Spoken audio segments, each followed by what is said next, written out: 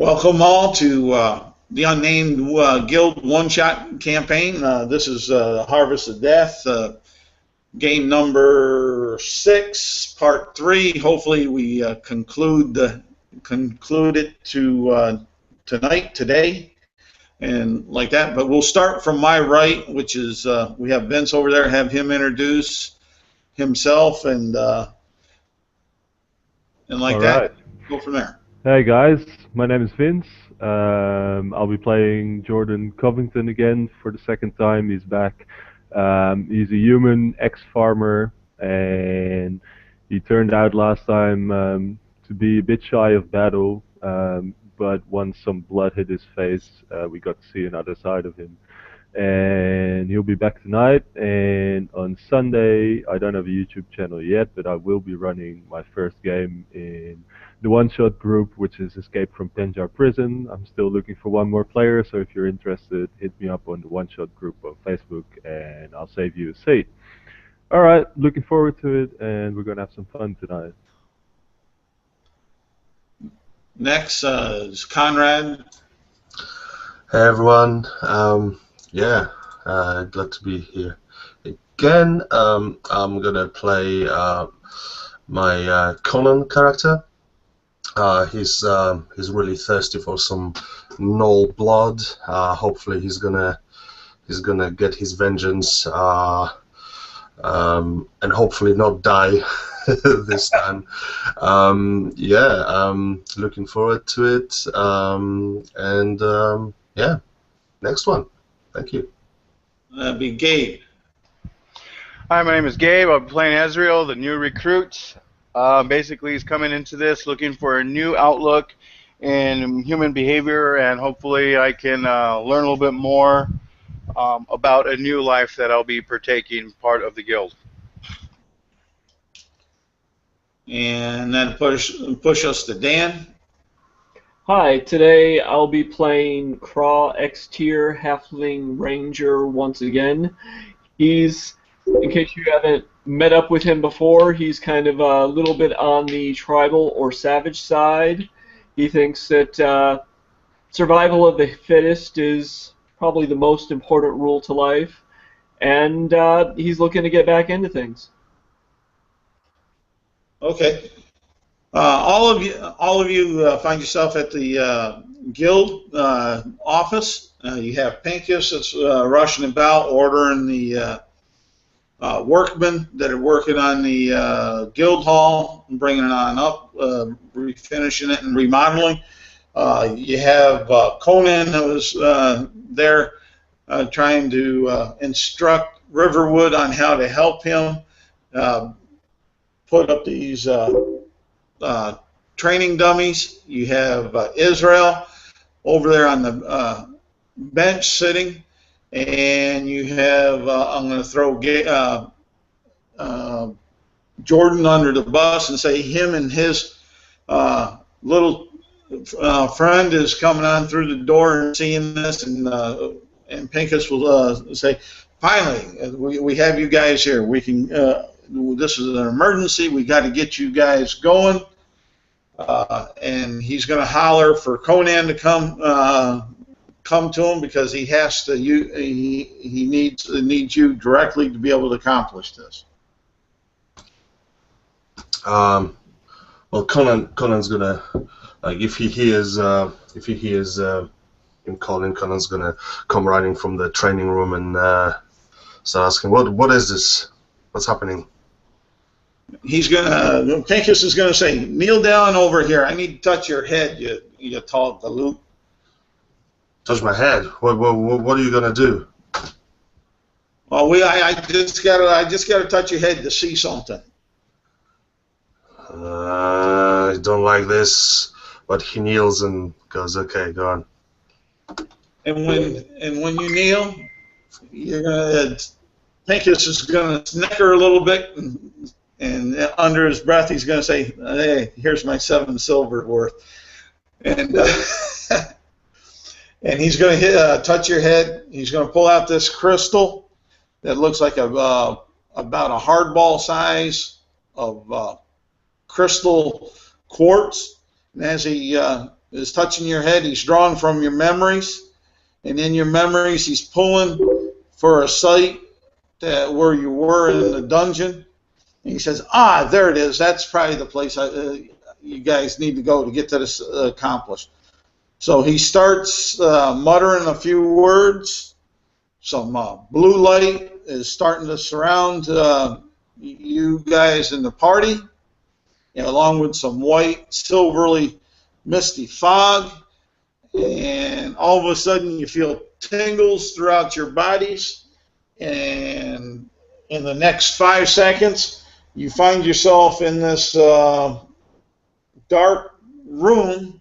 I think there's only, let's see here, only Conan. Yeah, only Conan right now can kind of make out the room. The rest, it's dark. This room is dark to Jordan. It's dark to Jordan's compadre, Alfie, and Crawl, as far as that. But Conan, what you'll see is a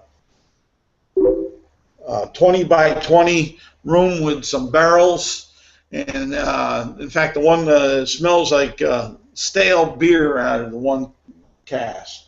I know this one. Jordan, you probably know this one well too. What is it? Are we with the? I can smell something. Are we with the beer? Oh yes. Oh, yes. Let me light a torch.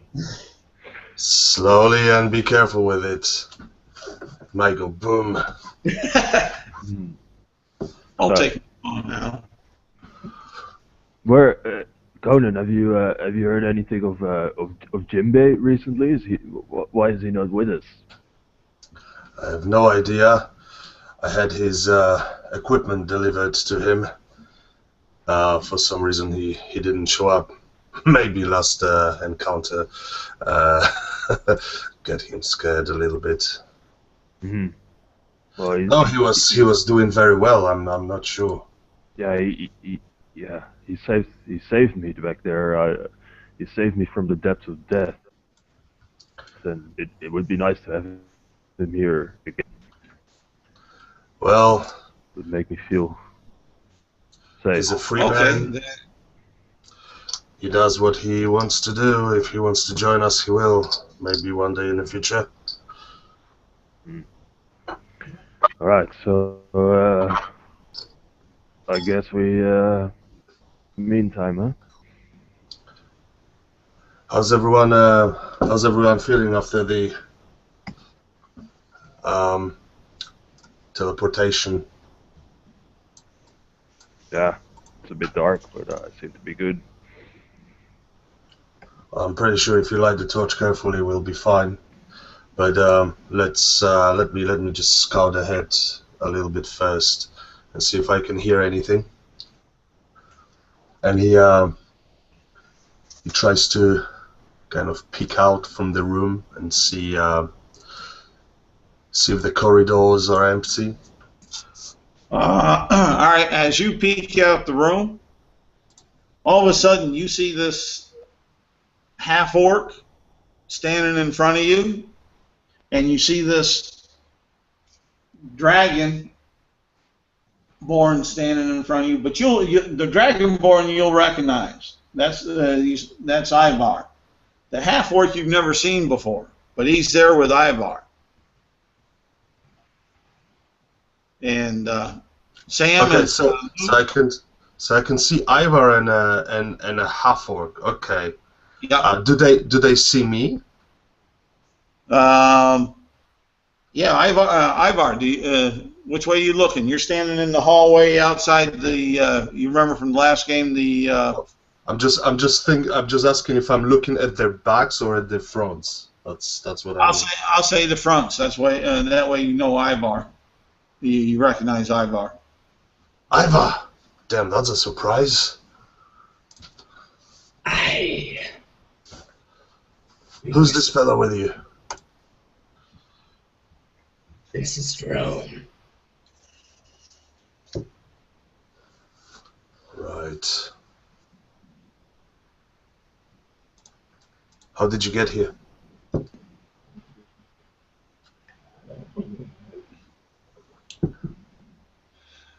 And they'll tell you that for all of a sudden there's just some blue light around them, some white silvery mist, and some electrical feeling, tingling feeling in their body, and poof, there they were. Interesting. Very interesting. Okay. Well, I'm pretty sure we should proceed further where we finished last time. Okay, you have that. Well, Conan, you have that map. And while I'm saying that, I'm like scanning up and down that half orc. What does he look like? Say, are you one of the half-blood? And what does your character look like? Just trying to imagine who am I looking at? Hey, you see something like this, Yeah. Conan? Let's see here. Okay. Right. Green, bearded, pirate bandana, chainmail armor. He's carrying a shield and a mace. Who's this, Ivar?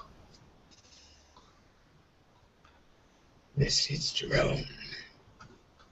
I met him on the seas many years ago.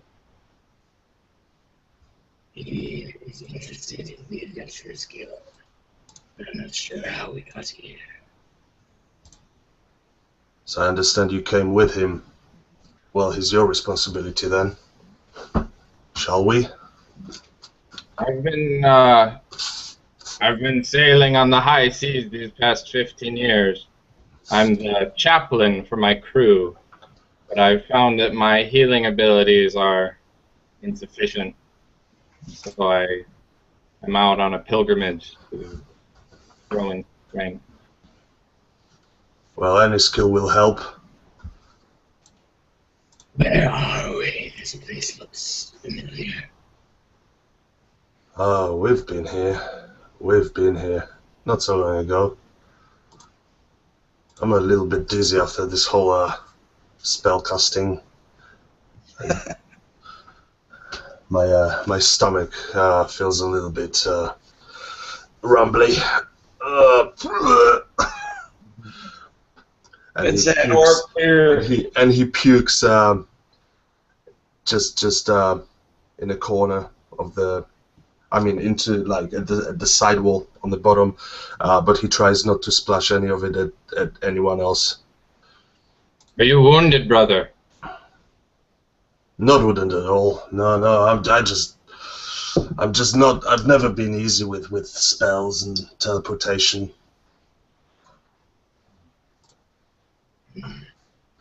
I do not recognize this one. And he points at the rogue. Do I assume? Can I see the rogue? That's not. Well, It's really dark. I think. You have dark vision, right, Ivar? If I'm not mistaken. No, but if he was in the dark, he would immediately light the tip of his path with the cantrip. Jordan, I think, lighted the torch, right? You did in the end, or you didn't? Yeah, I did, but I thought you were out of the room already. The doors open. All right. Something like that. So, and everybody in the 20 by 20 room storeroom there, you can see the Jordan and Crawl know exactly where they're at right now, along with Conan and Ivar. Once he sees the stores, should have a good idea where they're at, being that storeroom, because you still see the body of that kobold that's on the floor. That stinks. How fresh does the body seem? Just like a day or so, or has it been there for a while? It's been there for a while. You're talking, it's been there for about 2 weeks. you have some friends that are crawling all over it. Well, it wouldn't really shake Conan, this kind of view. Well, Conan's just gonna ask everyone if they're ready to proceed. If you're going to progress forward, Conan, perhaps me and Jordan should work our way back to the entrance just to make sure no one comes up from behind us. That's a very good idea. Anything that will take me away from this foul stench sounds good to me. Are you feeling up for this, Jordan? I know last time you were a little squeamish. Well, I was... these tight walls, they're not fit for me. I need some space and open air, so going to the entrance sounds like a good idea. So you're feeling okay then? Yes, I will come with you. All right. Well, we should wait here for a moment until you check the outside, and then we can proceed further. Okay, it's a short trek. It shouldn't take long. No, it won't. And let's be a bit quiet about it, eh? what's your stealth check? All right, let's see. 12, 15. All right. 22. All right. While you get down there, you think you've been very, very quiet, and you go down to the entrance room, open up the door, and all you see is the bodies of the orcs that laying there yet. Do they look undisturbed, as if nobody's messed with them since we left? Yeah, they look fairly undisturbed. About where you guys left them. They have some friends crawling over them and through them.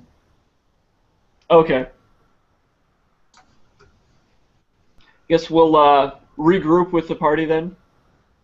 All right. Can we look outside for a bit to see how the fields are looking and the sides of the entrances, if there's any sign of disturbance there? Well, yeah, you can look out there if you want to. You get outside, you see the wood line, you see that it's seems like it's about 10 o'clock in the morning by the sun's height. Mm-hmm. But you don't see much movement out there. All right, let's get back to the storage room. Okay, the party's reconvened and gelled themselves. Where are you guys headed? Which direction?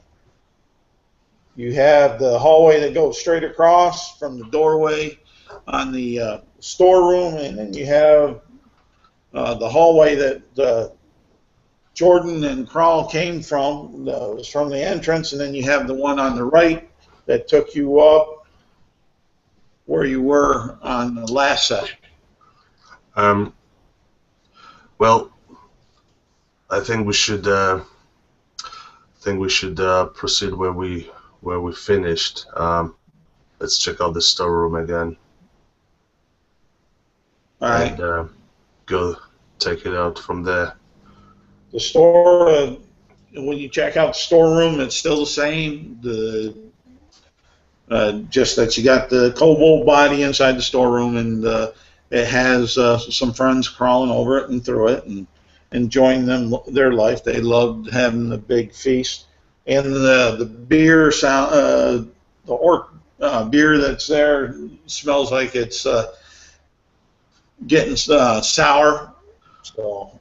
Oh, I actually meant the room where we fought the last fight. So I'm thinking going all the way up the corridor from the entrance. Then I think it was turn right. Yeah, there was the turn right that took you there, or if you went straight ahead, there was a door. I would skip that door. I would go in. I would suggest to go to that place where we had the last fight. I know that there were other doors there. Okay. What about the rest of the party? Would you agree? Yeah, let's go.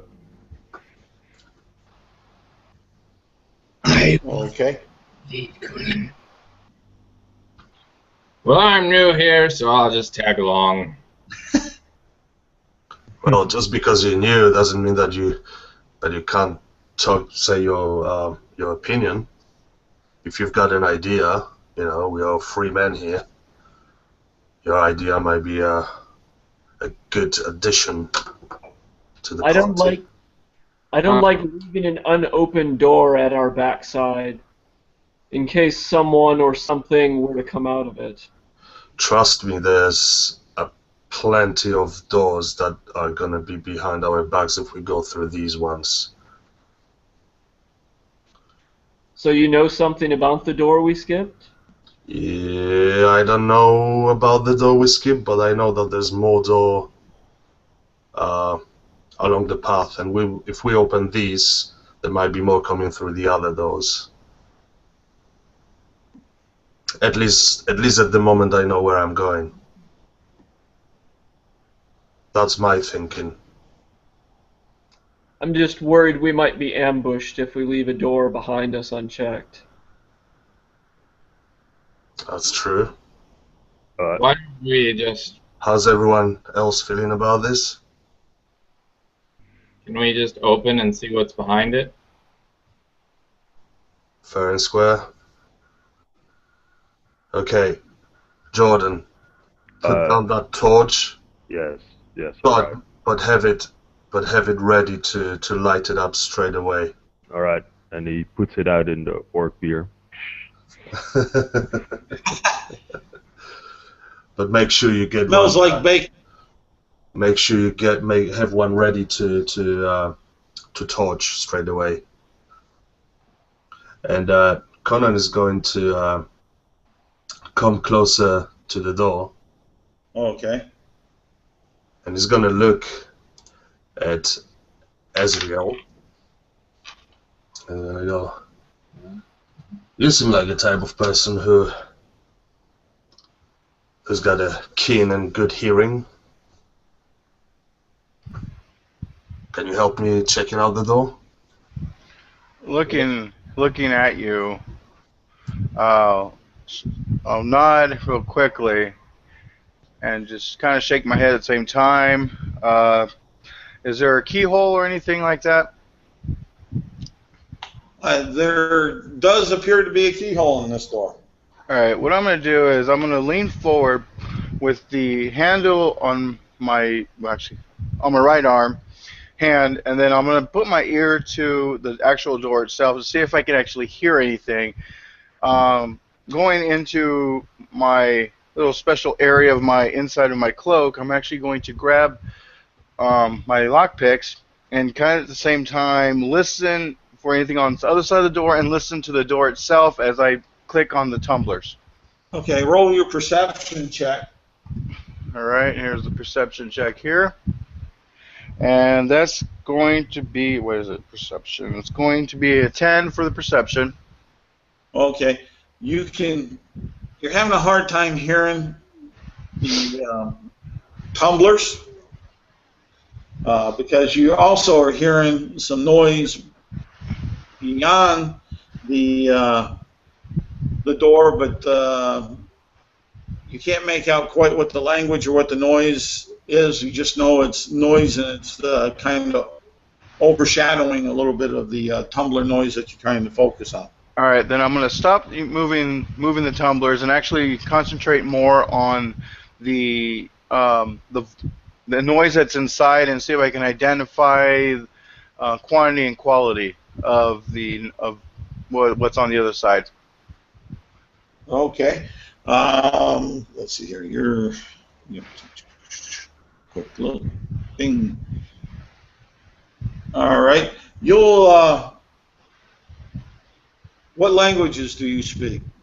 Draconic and Common, and of course thieves can't. All right. So you hear what would definitely sound like voices. You can't make out what they're saying. You don't understand. It's not because you can't hear them well enough. It's just that you don't understand what they're saying. Okay. And then roll another perception check. 11.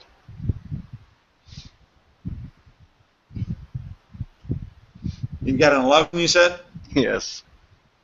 Oh, okay. Oh, I love that. You think there's about 3 voices out of that discussion. All right. What I'll do is I'll slip the thieves' picks into my right hand, and I'll put up 1 finger, 2 fingers, 3 fingers, and then do a shrug. If they know what that means, good. If they don't, well, that's because they haven't worked with me before, and that's just the way I work. Okay. And At this moment, I'm gonna tap your shoulder. I'm gonna tap your shoulder, and I'm gonna go.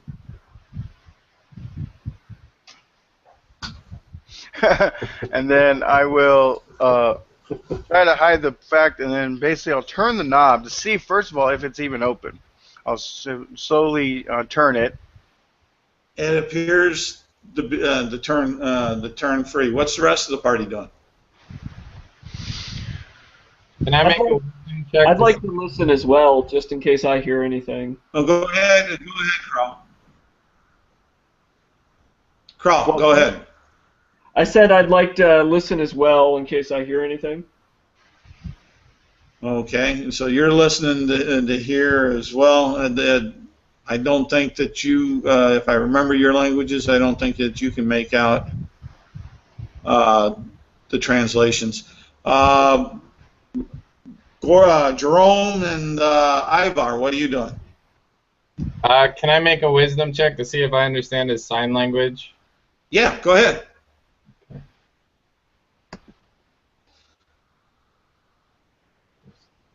Yeah. If you get above an 8 on your check, 17. okay, you can make it on out because it's not that difficult of a. So I'm gonna also lean in and listen at the door, see if I can understand. And with all the people on my back trying to get onto the door, I'm actually going to slide around them all and get behind them all, so I'm not actually in the door and having them hover and over my back. Okay. Yeah, as you do that, you like bump into the back of this large creature, and you look up and you see this golden dragonborn just towering over you, looking expectantly from you to the door, waiting for something to happen. And Jordan? I would be watching from like 10 feet distance at what the guys are doing. Although there's no lights, I would stay relatively close and sort of be on my toes, expecting something to happen soon. Conan is just gonna shake his head, looking at this whole scene of people piling at the door, and just think to himself, "Bloody amateurs." Well, And Jordan, Alfie, for your situational awareness, Alfie is kind of antsy. His nose is up in the air, sniffing. He smells something. All right, I'm gonna pet him and try to make him quiet and at ease. All right. And someone was trying to say something that before I switched. And was it Luke or Ivar? I think my character is thinking there's a lot of Orcish stuff around here, so it might be Orcish, the language. So that's why he's trying to listen. All right, that's a good call. It is kind of Orcish. As far as that, what are y'all doing? I was listening at the door. No, past that, the doorknob turns. Oh. Ezreal turned it. Okay. Everybody, well, most of the people are listening at the door. Not all. We have a crowd there, so what's the next step? None of us can understand it. Jerome can. I don't know if Conan was listening, but if Conan was, then he would be able to understand it because both of them know. Anyone that knows Orc will know it. Conan didn't get a chance to get to the Okay. to the door, basically. All right.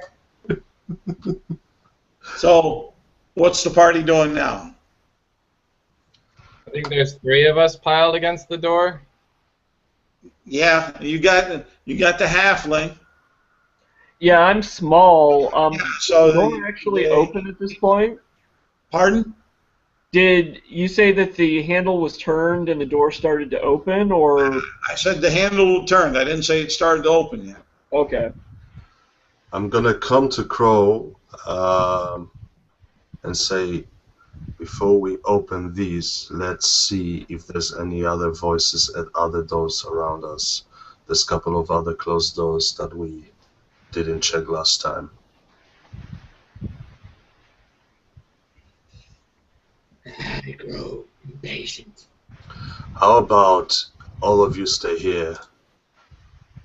I'm gonna get this well-equipped colleague here, showing at Ezreal, and we're gonna go and check out the other door. With his hearing and my dark vision, we might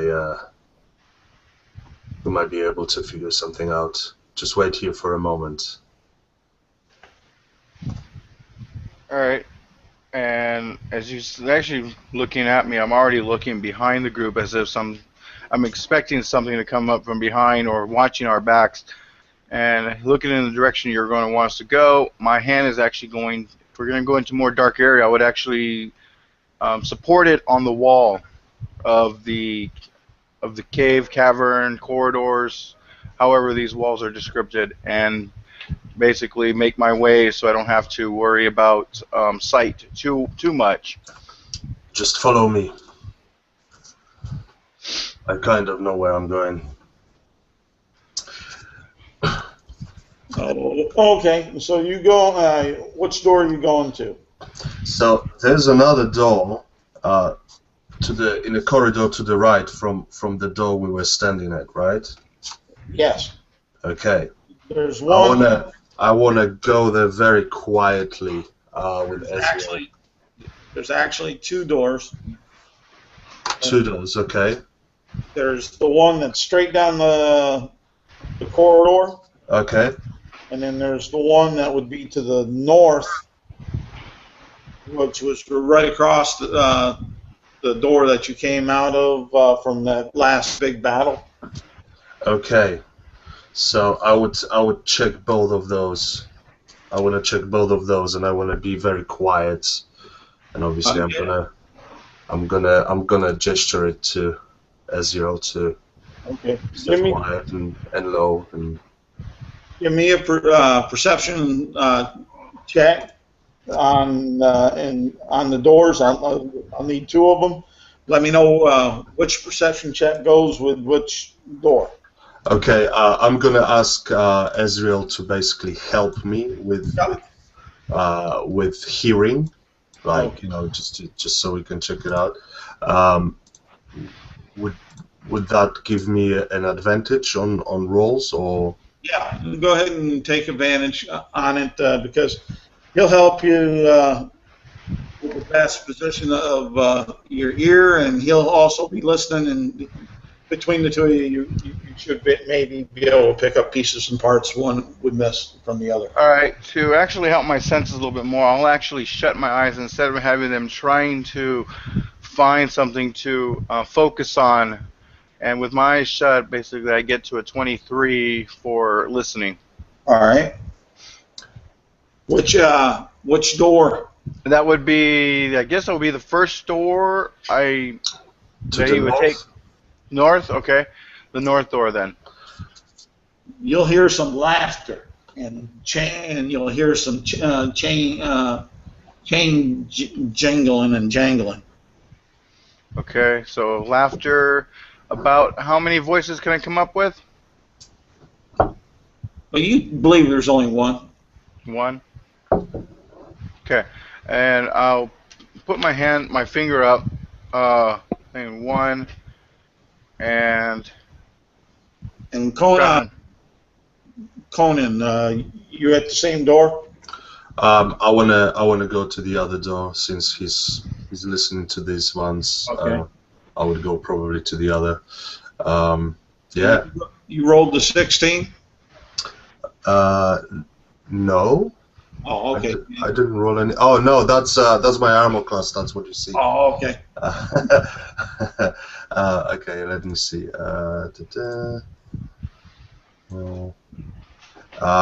23 with All right. help. You hear the sound of silence behind the door, that door that's straight down the hallway from where you came from. Nothing. Completely nothing. Not even. Completely nothing. Okay. Since Ezreal can't see me really that well, I'm gonna come closer to him. Okay. I'm gonna gesture, behind me, and shout to go. Trying to figure. Yeah, and I can't see in the dark. I have no idea what you're facing. No, but I'm close to you now. That's why I mean you would probably see a little bit from. Okay, I'll try to make out what you're seeing, and I'll be like, okay, go back with the others. I'll trap this door. Okay. And I'll actually, by trapping it, what I'm going to do is take out one of my spoons from my mess kit. Okay. And I'll actually budge the door, and I'm taking it pulls out, right? No, from your perception and what you had on there, you could tell that it pushes in. It pushes in. Yeah. And so I take it we're on the inside of the corridor. All right. What I'm going to do is then I'm going to take out.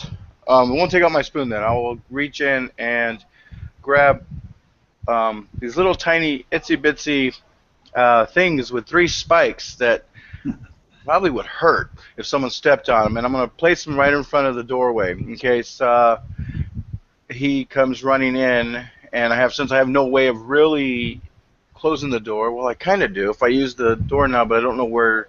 Since I can't see, I don't know anywhere to type it. So I'll go back using the wall until I meet up with the little light source that is with the group, and kind of keep my distance just out of the light so that I still can't be seen. All right. So the group's back together. So what's the group doing?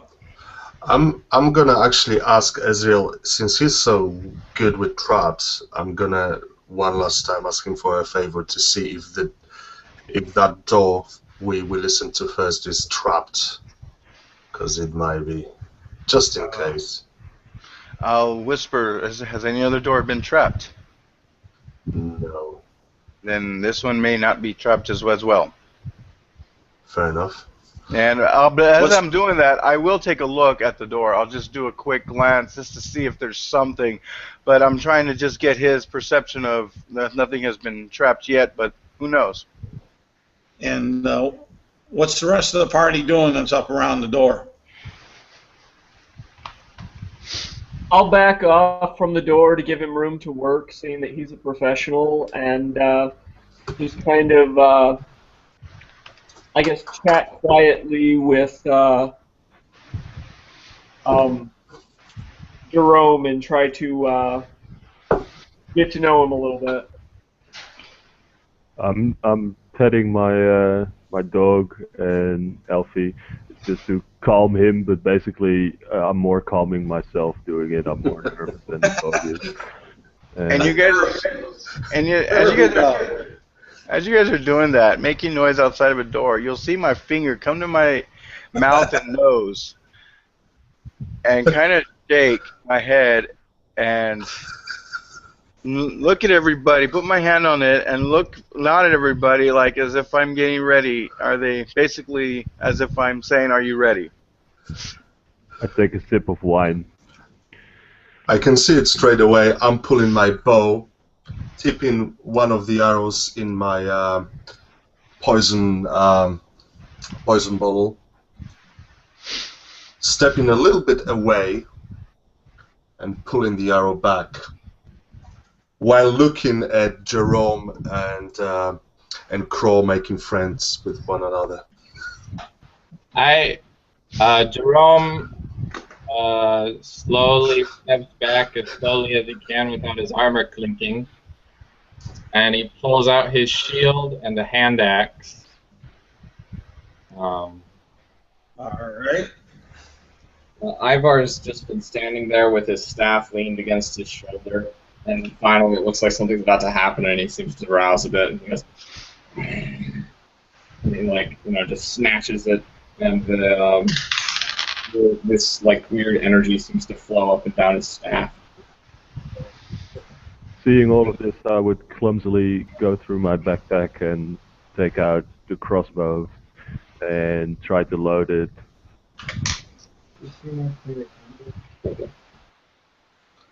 I'll take a sword in one hand and a torch in the other. Alrighty. So. And to open the door, that's going to be a 24 stealth to open the door, and then I'll back up as I let the door either swing out or swing in a little bit and let whoever wants to actually barge in. I'm basically readying the action for him to do it, and see what happens after he opens it. Okay, the door swings in.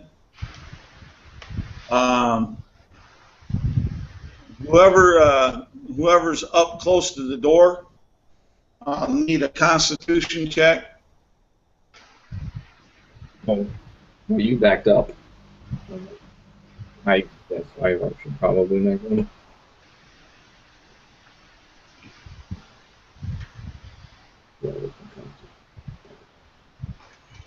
All right. 8. 8? Yeah. You're feeling nauseous. Anybody else that was up by the door when it opened?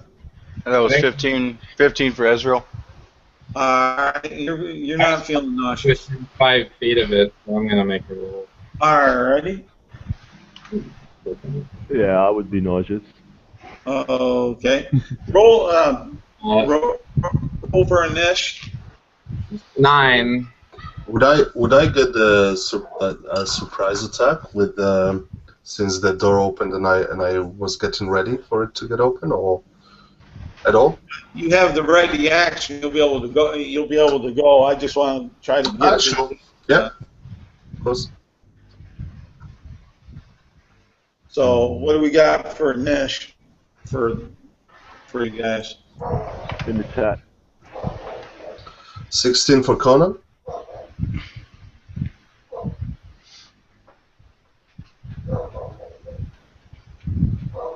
Sounds like Alfie going on. Yeah, definitely.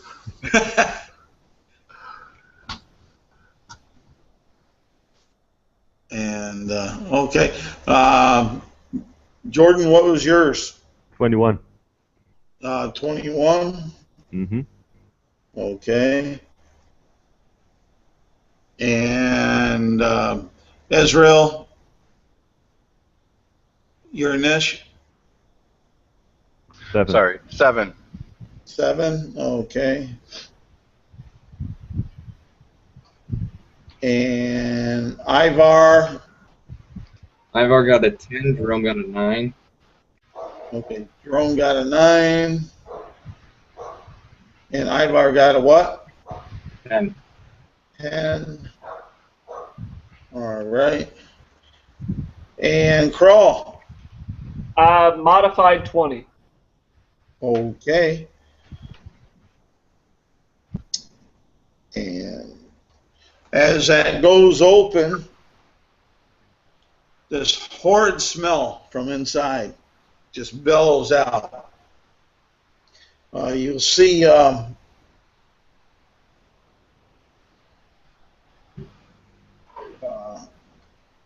3 orcs, it seems like, standing in that front, in where you can see from the perspective of the hallway there.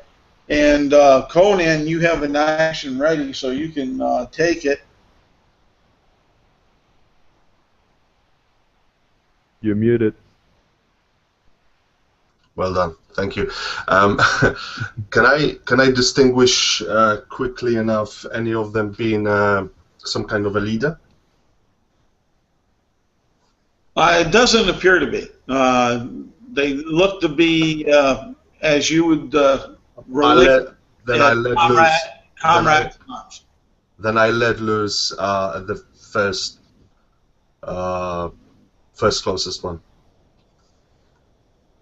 Alrighty. Roll the hit.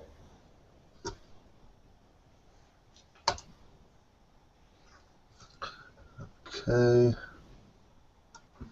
So I'm ready in action, but since when the door opened and this horrid smell came out, and I can see my colleagues, comrades, some of them going uneasy, I get distracted by it, and the arrow flies really close to one of the guy's ears and bounces off the wall and flies past him.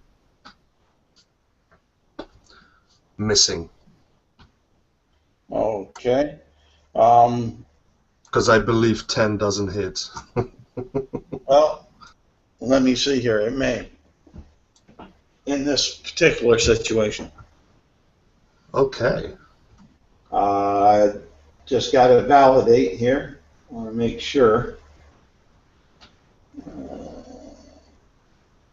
Yeah. What's there? No, it won't. It comes close. Fair enough. Okay. As far as that. So now they're aware that you guys are there, and the next action will be on Jordan. Yes, seeing Conan fire a shot, I would squeeze my back against the corridor on the side of the door, and it's quite crowded in front of the door, so I'm just going to stay there with the loaded crossbow and try to keep the dog behind my feet and just lean there. Okay, what's Alfie doing? I know he's all excited. He sees these orcs. He smells this awful smell. Yeah, he'd probably try to. He feeds off the energy of his owner a bit, which is very anxious. So he would try to make out try to start growling, and I would grab him and try to prevent him from making any noise. So if you want me to make a handle animal check for that, I will.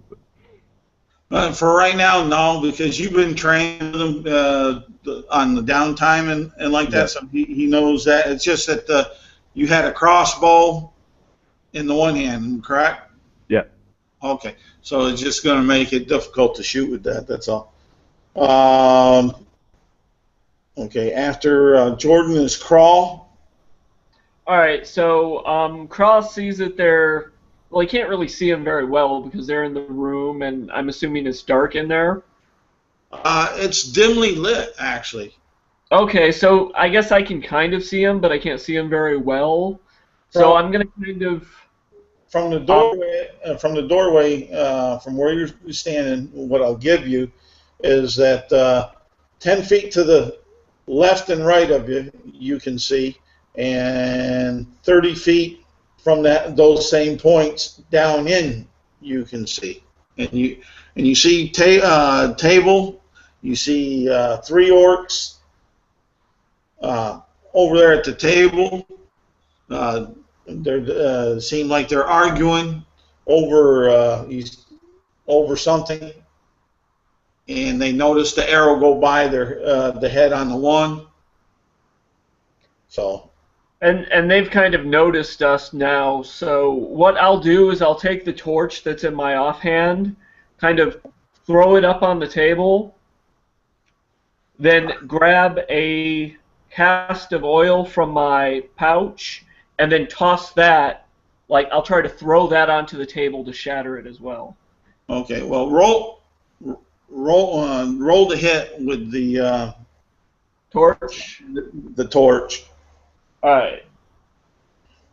That's with Dex modifier, right? Yep. Alright, that would be 18. Alright, no problem. You get it. You get it to land on the table. It's the torch is burning. It's landed on the table. You can see a little bit better in there. You can notice shadows moving on the side outside that 20-foot area of your view. And then roll for the oil I'm throwing. It's going to take you to your complete action between throwing the torch and then going and digging out the oil. So that'll be on your next turn to throw that. All right, I guess I'll just instead of digging out the oil, then I'll just dig out my other short sword and kind of fall back. Okay. Then from there it is Conan. Back. It's up to you. Conan, goes unsteady with his miss, but he pulls out another arrow, steadies himself, aims, and shoots again. But this time it's just a regular arrow. All right.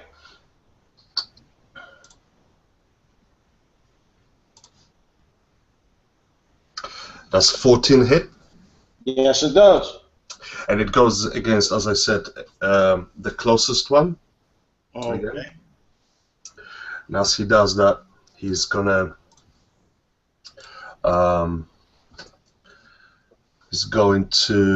use his superiority dice. Okay.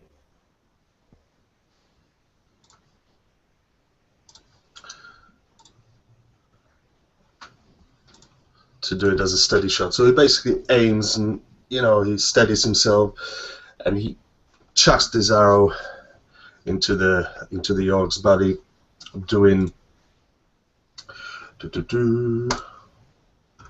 6 plus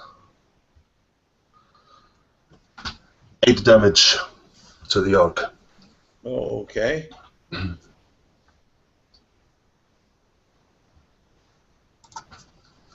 And you see him kind of lurch a little bit back, but he's still standing, and you can tell he's pissed off.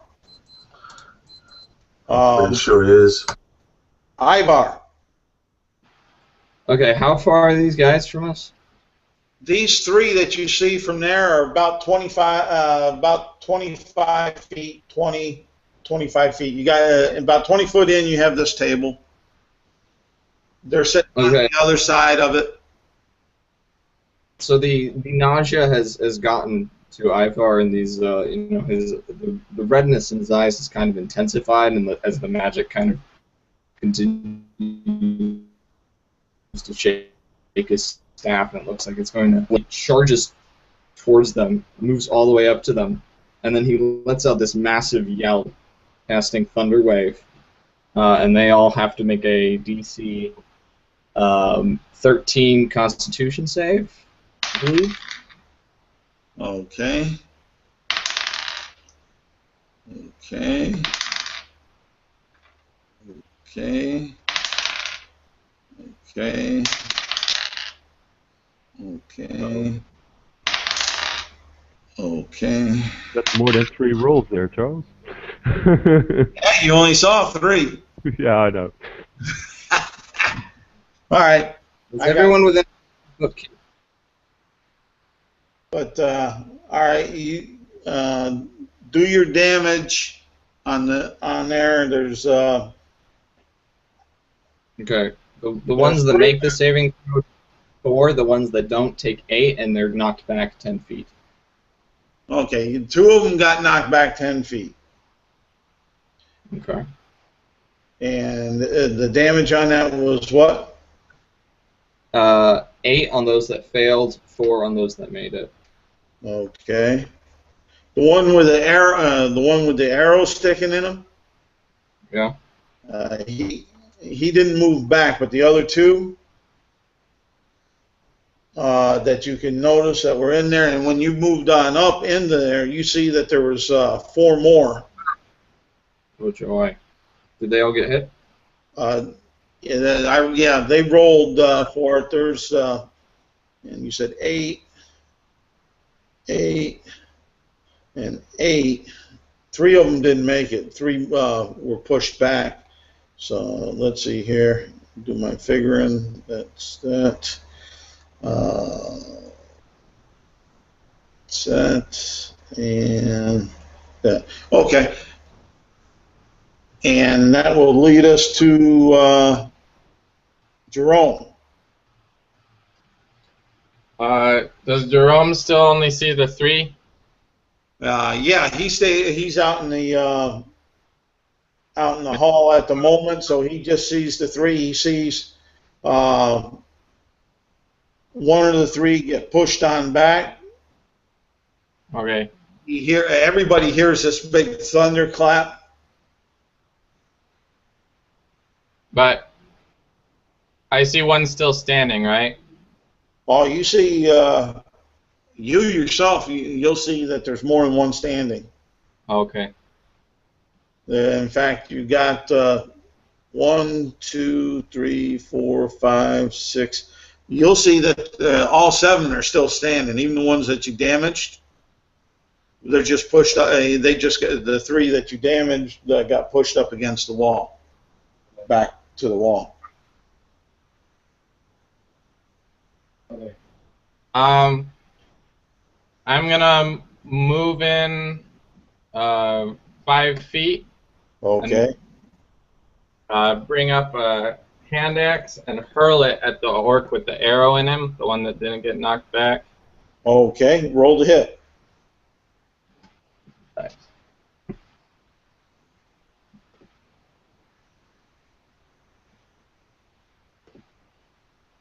Natural 20. That's a good start. Max damage on the first, and roll the damage dice for the second, and add them together. 15. Okay. Oh, wait. No. 14. No, 13. Sorry. That'd be 14. Yeah, 13. No, it'd be because you get +4 to the 6. It's 6 plus 2 plus another die roll. Okay. Yeah. Describe the demise of this one. The axe lands straight in his face and embeds itself in his skull, and he collapses from the impact, sprawled out across the table. All right. Learn how to fight like this when you sail the seas.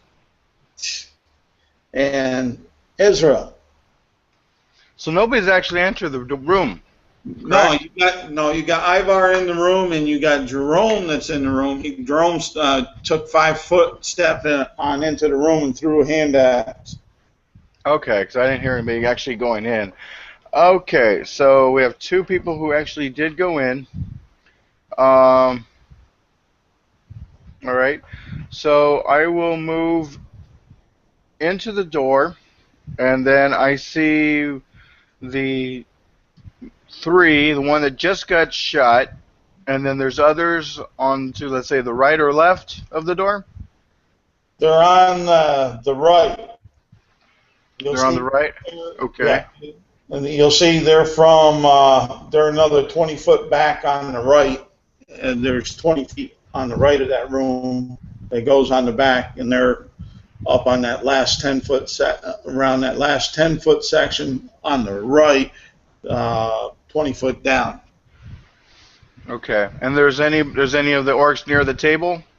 There's still one orc by the table. You'll notice that Ivar, when he went on in and did his magic, had from your perspective, you saw one of the ones at the table pushed all the way back up to the back of the wall, and you'll notice that there's 2 others off on the right that are up against the wall. Okay, so no one to get to right away without anybody near. Okay.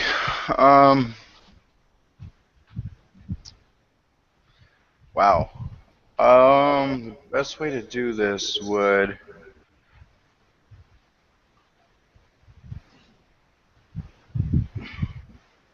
Wow. There's not much more area I can get into without having some kind of access. So what I'm going to do is I'm actually going to ready my action right at the door for if any of the orcs actually exit. As soon as they, like, one exit, I'm actually going to stab basically at their thigh. On the outside of their thigh. And I'm going to be using, I'm actually going to pull out my short sword and dagger for this. So, sorry, I didn't want to interrupt his turn, but I wanted to move out of the way of the door at the end of my turn. So Okay, which way out of the way of the door were you going to move? What side of the orc? You have orcs to your right and to the front, from the 5 foot that you went in. I'm going to move to the left then. All right. All right, that's all. All right, that'd be, okay. You'll have, and it's their go, you'll have the one that was still standing at the table. He'll move around to the table and he'll engage Jerome. You'll have one from the that got pushed back to the wall, move to the forward to engage Ivar, and one to let's see here. This is, I'm gonna have to do this here. This is Jerome's.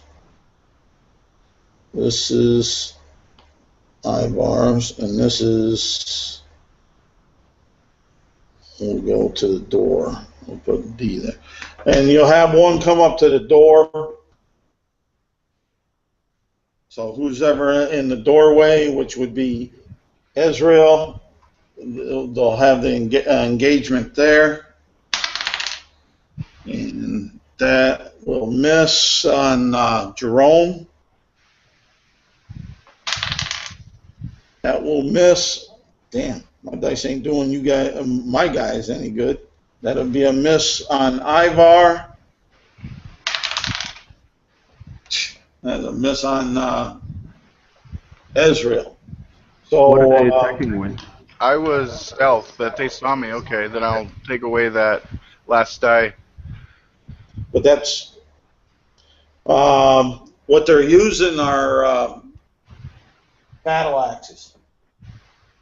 All right. Well, if I wasn't stealth, then then disregard the advantage, and I'll have a 15 to hit for when he walks through.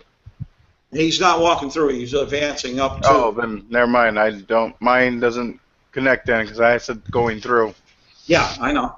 He's just coming on up to it and like that. So it's back up to top of order, Jordan and Al.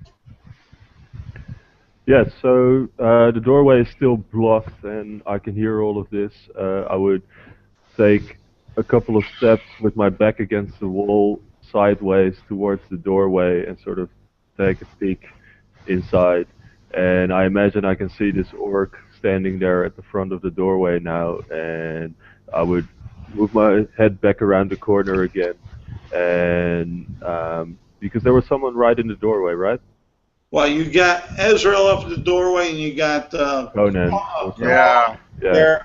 So I would stay behind the corner. And Yeah, I wouldn't say I was in the doorway. I was on the side of the door. When I opened it up, I moved back, but I didn't. But that's okay. Yeah. Well, Conan is definitely there still. So I would peek around the corner, see this orc, go back around the corner, and if I can, stuff away the crossbow and grab my sickle. Okay. That's it. All right. Crawl. All right. My understanding is there's 3 orcs still on the right side of the room. Ezreal and Conan are near the door, and there's an orc near the door. And then just a little bit further into the room is Ivar with an orc and Jerome on the left side with an orc. Yes. All right. Would I be able to, being small size, work my way into the room on the left side to the left of Jerome to attack his orc? Or would I have to stop with the orc that's near the door? Well, You could do it, but the orc near the door would get an attack of opportunity. All right, I guess I will just go in the doorway near Ezreal and attack the orc that attacked him. All right. Or at least that's where I'll start. Okay. So, I'll attack with my first weapon. And that would be a 10. All right, you miss. And I'll attack with my second weapon. All right. And that would also be a 10. Okay, you miss. And I guess I'll just stay put then. All right. From Crawl, it goes to Conan. So Conan focuses his side more. Obviously, he can see all of them now coming out of the darkness with his low light vision. I understand that they're coming closer to the door, starting to attack the rest of the party. In this case, he would chuck a bow over his shoulder, over his chest basically, and take out his machetes and charge the closest enemy, which would be the one closest to the door, probably. Yes. Standing somewhere in front of the Ezreal, I'm guessing. Yes. And in this case, he's gonna go cutting with both machetes. All right. At the orc's neck. Mm-hmm.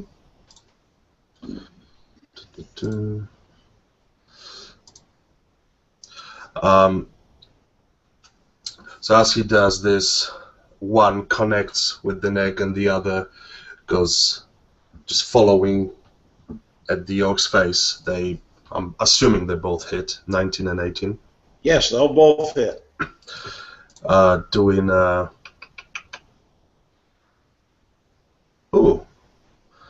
There was an arrow fetching a roll. Give me a sec. First one is gonna be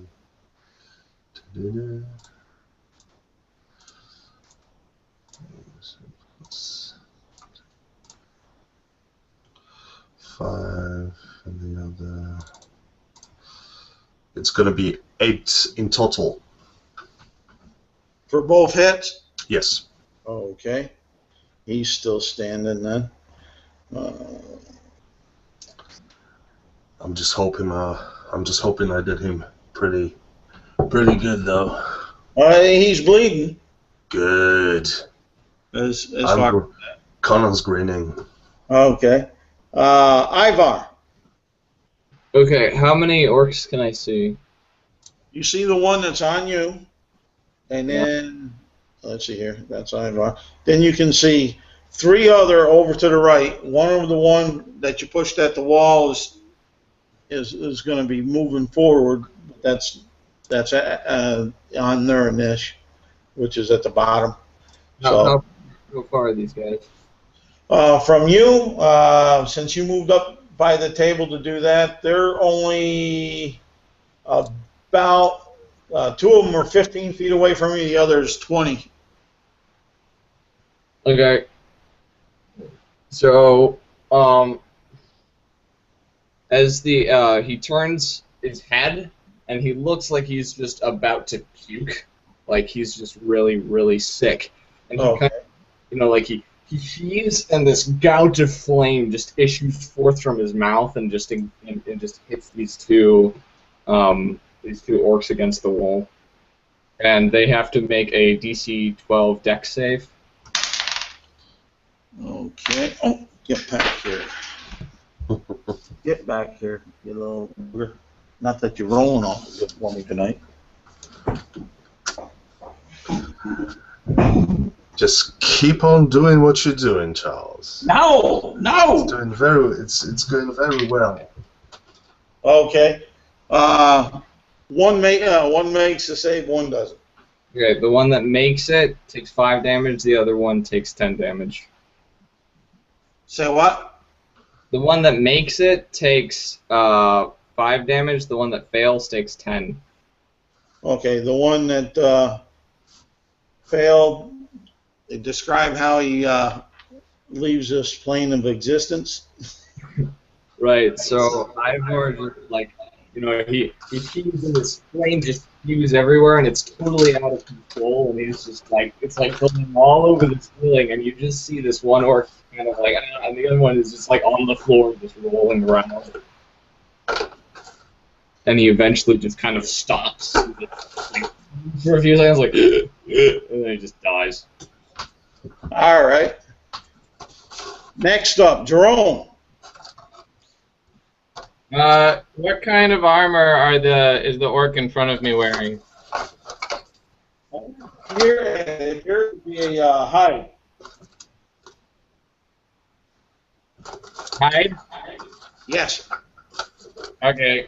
So I just, Jerome brings up his shield and blocks the battle axe, and his other hand pulls out another tomahawk, and it comes up and to connect with the guy to an exposed spot on the guy's abdomen. I'll roll the hit. Oh, I keep grabbing the wrong one. And this is terribly. How terrible. I got a 6. Okay, at least it wasn't a crit. Okay. Or a critical miss, rather. That take us from Jerome to Israel. Gabe. Ezreal. All right. Israel. So, okay, apparently I was in the front of the door, so what I'm going to do is I'm going to step to the side, do my bonus action to do a hide, Okay. and that's going to be, for the stealth of there is going to be 17, and then step back in to the doorway with my arm, to actually do the stab that's on the one guy that's on the inside of the door. Okay, roll the hit. Okay, was he able to see me?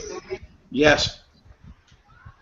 Okay, and the hit is going to be a 16 to hit. Okay, that a hit. Okay, and then that's going to be for the short sword. That'll be, and that would be 6 points of damage of the short sword. And if I'm able to do the sneak attack, then add 5 more, please. All right. Go ahead and describe the demise of him. All right. As I'm going, I sneak back to the side, hopefully to get a better advantage and may not see. I actually move in, I see his foot, and I stab his foot into the actual ground. As I do that, my other arm is basically reaches up, thinking he's actually hitting somewhere else, and actually hits him right in the gut. And with that, it slides up some, and actually kind of brings his entrails back on top of my head, not realizing that I overshot my target. Okay. And who's after that? Oh, they are. Cool. Good business. Come on, get some good rolls. We'll start with Jerome. He still has that one on him. And he swings and misses. Shitty dice. And Ivar has one on him. Yeah, swings and misses. The other 2 move on up to from there it have to be Ivar closest and saw it, and they did damage. And they missed and missed. Damn it! Excuse my language, YouTube. Holy shit. I have an AC of 10.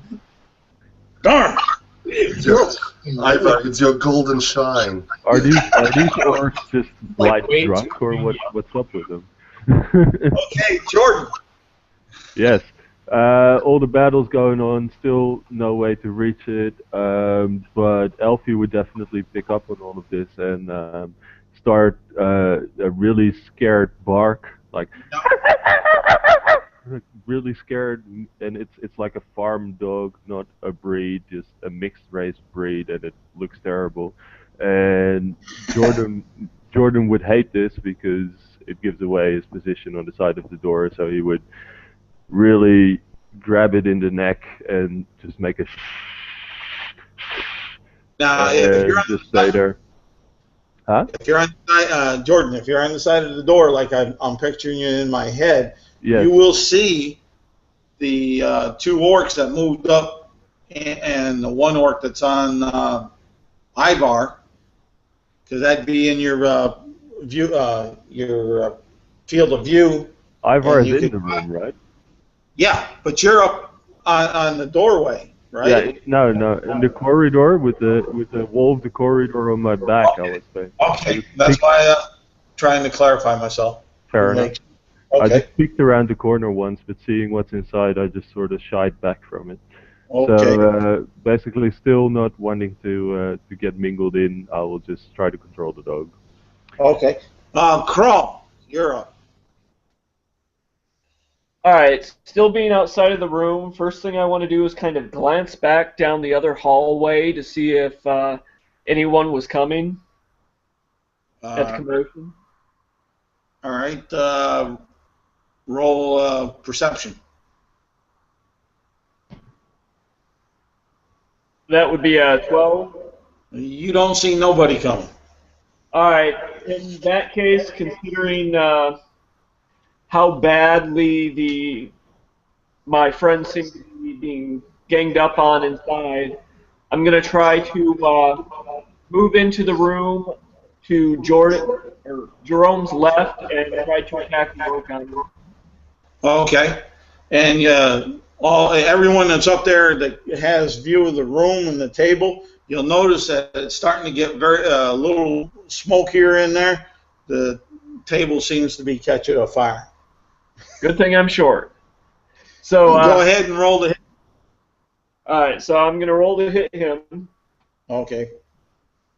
And that would be a 17. That will hit. Okay, cool. So let's see. Damage is 8. Okay, describe his demise, and it's not cool. So Killing all my guys.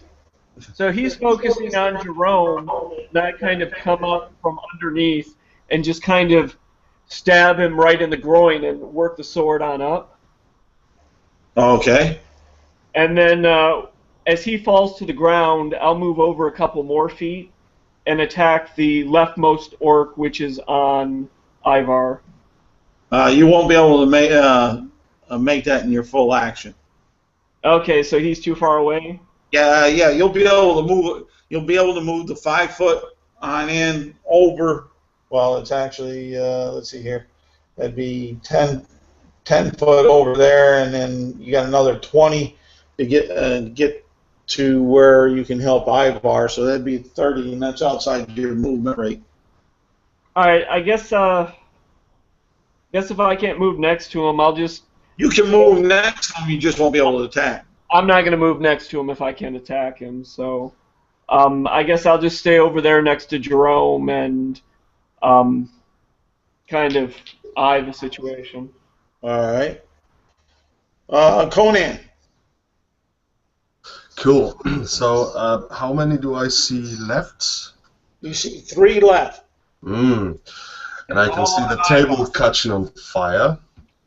Yep. So, how's the table situated to the closest orc to me? It's behind them. Within the movement, can I get to the table and then to the orc? you could get to the table. You're 20 feet away from the table.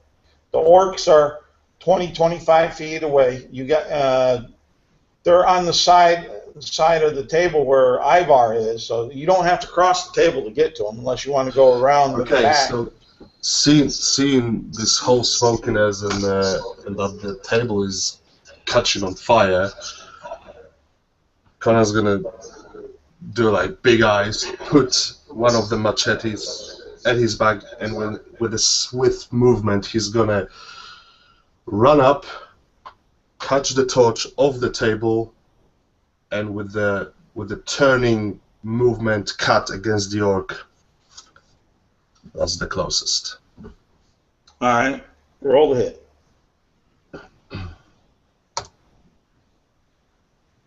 And because he's all distracted of this flame, he's basically got used to this lower light vision. He's so distracted by the flame that he just caught that he misses with the main machete. All right.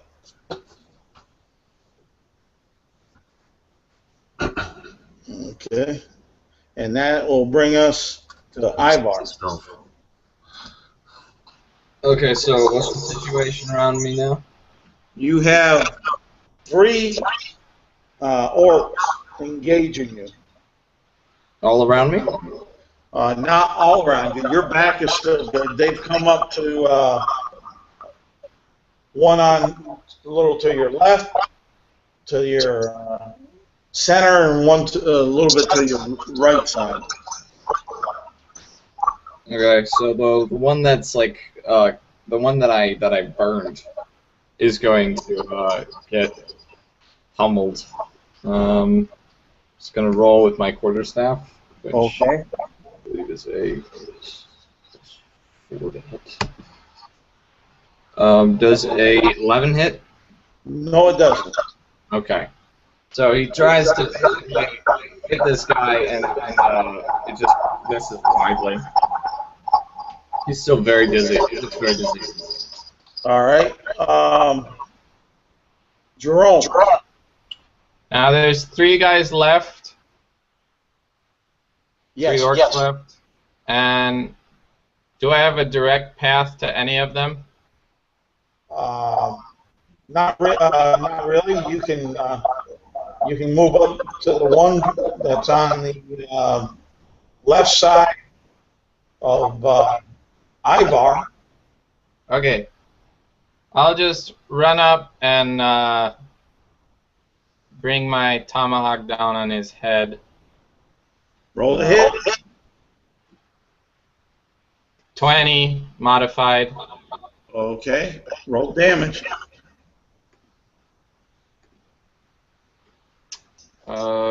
8. You're rolling like a fiend. Okay. And that'll bring us to Ezra.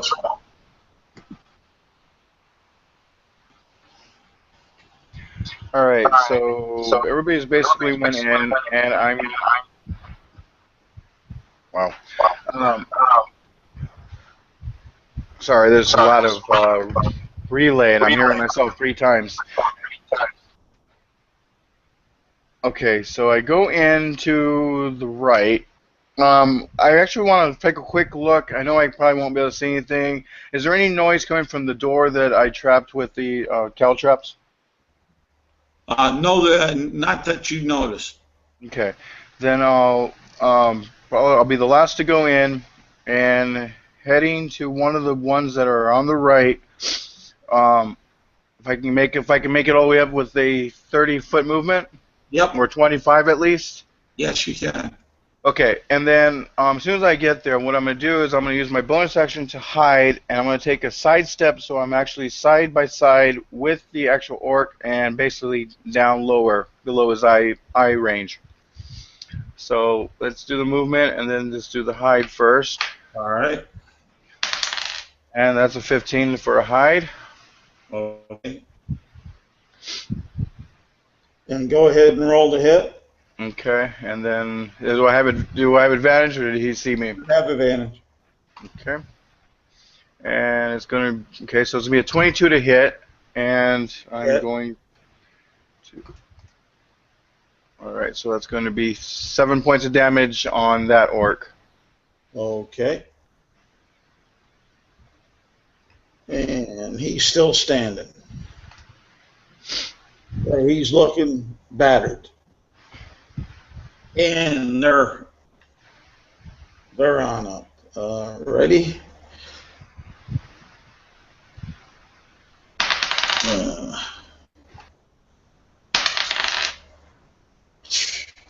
Damn dice. I'm going to start using. And all three miss. It don't matter. One swung at Ivar. One swung at Conan was up there, and the other one swung at Ezreal, but all miss. So that puts us up to Jordan.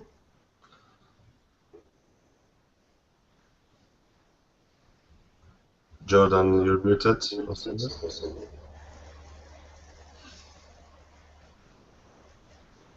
Jordan, you there?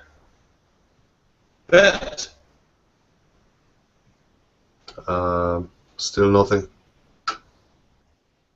Hey. Oh. Oh, he dropped out. Let's see if he comes back on. Crawl, you're next in the hoop. All right. From what I understand, there's 3 left, and there's kind of a mess of people all around them. Yep. All right. Jordan's back, so should we just let him go? Yeah, he can, but hello? Yeah, I can hear you now. Can you hear me? Yeah. Already, or? What you doing, Jordan? Yeah, I heard what Ezreal was doing, but I didn't hear where he was doing it. He's up by Ivar. So the doorway is free now? Yeah, doorway is totally free. Okay, I would cautiously move in and see if there's an orc I can reach. There's still the 3 orcs that are up kind of off on the right, center, and left of Ivar, but you have Conan engaged with one, you had Ivar engaged with one, you have Jerome that, if I'm not mistaken, was moving to engage, and you had Israel engaged. So is there one I can reach, or not really? If you, yeah, you can. I'm already engaged with one. The one on Ivar's left. Yeah, and he could move onto the right. Okay, I'll move in on that one and try to sickle it down, and I would be sort of. You would recognize the look I had when I was handling the grain last time and sitting on the ground, and I would have that fierce look in my eyes again, darting from left to right, and I would make a hit on that orc, which would be a 16 to hit. All right, that a hit. Okay, and that would do 3 damage with the sickle, so the sickle would just go into his shoulder a little bit. Okay, now, did you add your strength bonus to that? Yes, but I'm not a very strengthy barbarian. Okay, just making sure. Yeah. He's not looking too good, but he's still standing. All right. All right, Crawl. All right, if possible, Crawl would like to move up to a point where he could potentially attack 2 from where he's standing. Is there any space to get in there with my small size? It would be tough. Right now we got one heck of a crowd around these guys. If you're using a ranged weapon, you could get a shot, but... What about moving up next to the closest one? And would I still have room to move to another one if he's felled? Yeah, you probably could. You move up because you're small. Move up to one that's in front of in the center portion of Ivar. All right, I'll go for that one for now, and we'll see how that works. All right. So I'll kind of sneak through, slide up to that one, and make an attack. All right. And that would be a 17. For the attack? Yeah. Damn. That's for the attack. Give me a dex roll for your sliding and moving around. If you got acrobatics or athletics or just a straight dex roll. Well, I just meant that I was small, so I was kind of trying to weave through people. Yeah, but just for the weaving, just make sure you didn't get stepped on or bumped into their legs. All right, so just keep that for the attack roll and roll something else for the dex or the acrobatic. All right. Yeah. That would be a 23 for the acrobatic. Okay, no problem. If you had a natural 1, I was going to have you bump into someone's leg, like Ivar's. All right. 17 to hit, do the damage. Right. So for the first attack, that would be 6 damage. All right, describe his demise. All right, kind of once again, I'm kind of sneaking through behind or amongst everybody else, and I just kind of take my short sword. It looks like it's been well worked over and has nicks and everything else in it, and I just kind of slide it across the back of his ankles, cutting his Achilles tendons on both legs, and kind of drop him to the ground as he falls. Okay. And then I'd like to turn and try to get a hit in on another one or move up to another one if I can. Well, you'll be able to move, kind of turn and get ready for the next round with one. Well, I have my bonus action to attack. Okay, then take an attack then. And that was a natural 1, but being a halfling, I'm lucky, so I can re-roll it. Yep. And that would be a total of 14. 14 a hit. Lucky Alright, so I'll make a swing, and that would be 9. Okay, describe the demise of that one.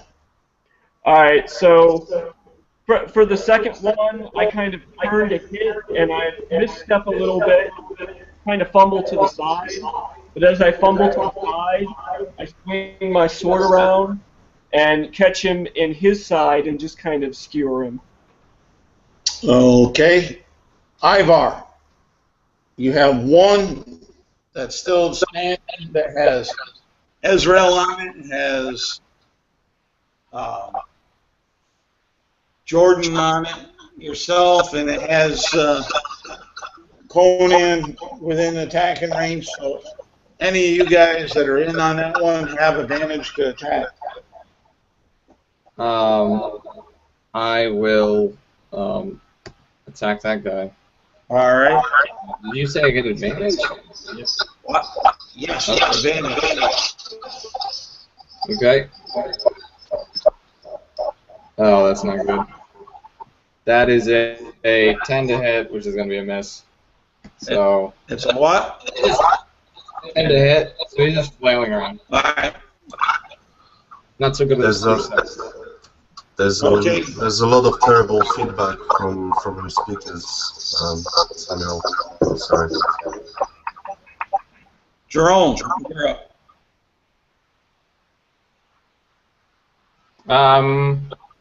Is there any orcs left alive within reach?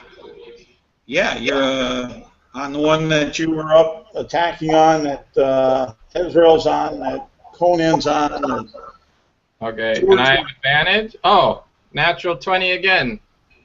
all right, roll the damage. And I forgot about my orc ability with the double crit. Okay. Wait, what's that? Okay. So that would be 5 plus 6 plus 8 4 plus strength. 8 plus 5. 13 damage. Okay, describe his demise. All right, I make a thrust with the tomahawk, and the prong on top of it goes up into his chin, and then I spin around and throw him over my shoulder into the ground, and then I say in Orcish, "It was nice to meet you." Alrighty. So all the we're out of initiative. You have a very slimy 6 melon area that you're in. There's smoke on top of the odor. What are you guys doing? Well, since you skipped me from initiative. Okay, oh, my bad. No. Let's say Conan was still blinded from that torch he picked up, and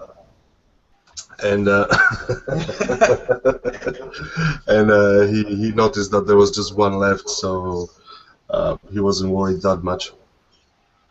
Yeah, Ivar is kind of like, he's still hunched over, he's still kind of like spitting out fire, kind of like, and he's just like, and it's just like bursting. You know, he goes in front of a few of your faces a few times, like it singes your eyebrows just barely, and he's like, sorry. He's gonna. Jordan will recognize the smell. You got the ones that came on into the storeroom will recognize a lot of the smell as the really rancid beer, but there's also in with it vomit on the floor. Oh, how nice. Jerome will walk over to the first orc that fell and place his foot on his chest and rip the axe back out of his head. And as he does so, he says to the others, "Is anyone injured?" I'm pretty good. I'm fine, just don't tell anyone else that I'm so squeamish. It's not exactly dignified. Well, how I see it, Ivar, you would do a very good frontline fighter. I didn't get the name Firemaster for no reason at all. But with this short comment, Conan is gonna stop smiling and starts looking around the room. Oh no, he's going to poke around his bodies again, I say, and I walk out of the room and set myself with my back against the corridor and take a big sip of wine, trying to get away from the bloody scene. All right. Conan's gonna start looking around to see if there's any clues, see if there's any hidden doors. Okay. Anything that can surprise the party. What's the rest doing? I'm gonna make sure that table fires out. I might like turn it over to smother it. All right. And you'll notice that there's some burnt cards when you turn over the table. From that, evidently they were playing a card game when you came on in. Okay, Ezra, what are you doing? I step out of the room while everybody's making the commotion, and because of the smells that are in there. And then, as I'm doing that with the inside of my cowl, I'll actually place the flap and place it over my nose and mouth, and then tuck it on the inside of the cowl itself. So I will move over to him and say, "This is foul, isn't it? Here, have some of this if you want." And I offer him my wine. And at this point, I'll ask him, "What brings you here?" thanks for the wine, but not now. We're on a job. What brings me here is there's a job. And then I kind of snicker at you, looking at the door where we came from earlier. Okay. We still got more. You Crawl, what are you doing? Crawl will kind of sidle up to Ivar, pat him on the shoulder, and say, "You're quite the warrior. That was an excellent job you did in there." Thank you. And he's just kind of like lighting a pipe, kind of like the flame on his thumb, sticking it in there, takes a deep breath of it, and then blows like this giant mountain of smoke, way more than should come out. Because you see some of it's probably stuff from the excess energy in there, and he says, I don't know what got into me. I get overtaken by the flames. Okay. Then Crawl will try to reclaim his torch from Conan and proceed back into the hall with Jordan and Ezreal. Okay. Conan, are you in the center of the room? I'll give the torch to Crow. No problem. Right. I'll just suggest to everyone to still keep quiet, though it's not going to really matter after all this commotion in the room. In the center of the room, on the back wall there. Yes. You notice a wall panel that doesn't look right. Okay. I'm gonna without touching it, inspect it a little bit more. What would it look like to me? It looks like it's made out of the same stone as the rest of the wall, but it looks like there's a seam to the bottom, top, and 3 sides. I don't like the look of it. Is there anything else in the room? Some chairs, vomit. There's a couple. Let's see here. I think it's pewter mug. Okay. He's not going to be interested in that. The only thing that would catch his eye is these orcs' axes. Okay. Do they look familiar? They're not the great, and they're not like the great axes. They're just the battle axes. Okay, he's gonna dismiss those completely, and he's gonna walk out slowly from the room. Okay. And if Ezreal sees me, I'm gonna nod to him to come over to help out.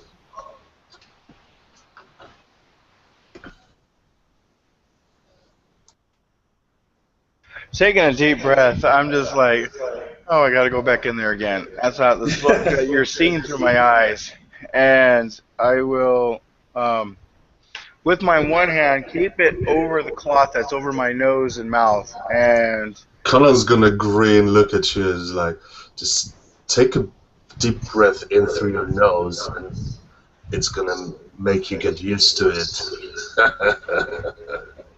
nothing's going to make anybody interested or used to any of these smells. What is it you called me? Have a look at this, and he shows at that panel on the wall. All right, I look for someone who has a torch and place it in their direction. In the direction that he pointed.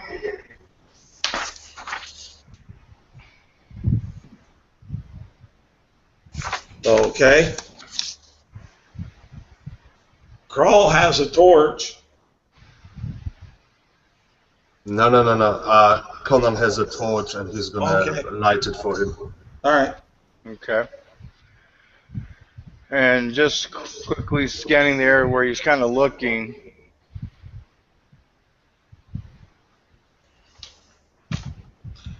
And what you'll notice is it looks to be a secret door. Okay. Then I'll get down and then start doing my investigation on it to actually see how to open this little corridor. Or big corridor, however you want to base on this. All right, roll your investigation. Okay. Nope, not a clue how to open it. Not a clue. Never seen it one like this before. Okay, maybe we should leave it for now. He's like denying that it's a door. No, I know there's a door, I just don't know how to open it. Okay. Maybe it's open on from the other side. Let's just leave it for now. Is And I quickly get out of the room again. somebody going to help assist him? Help him? There's no assisting that. No, you can't assist this. Conan is gonna shrug and just follow.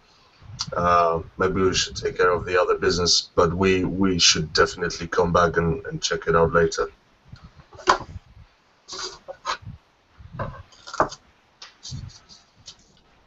All right.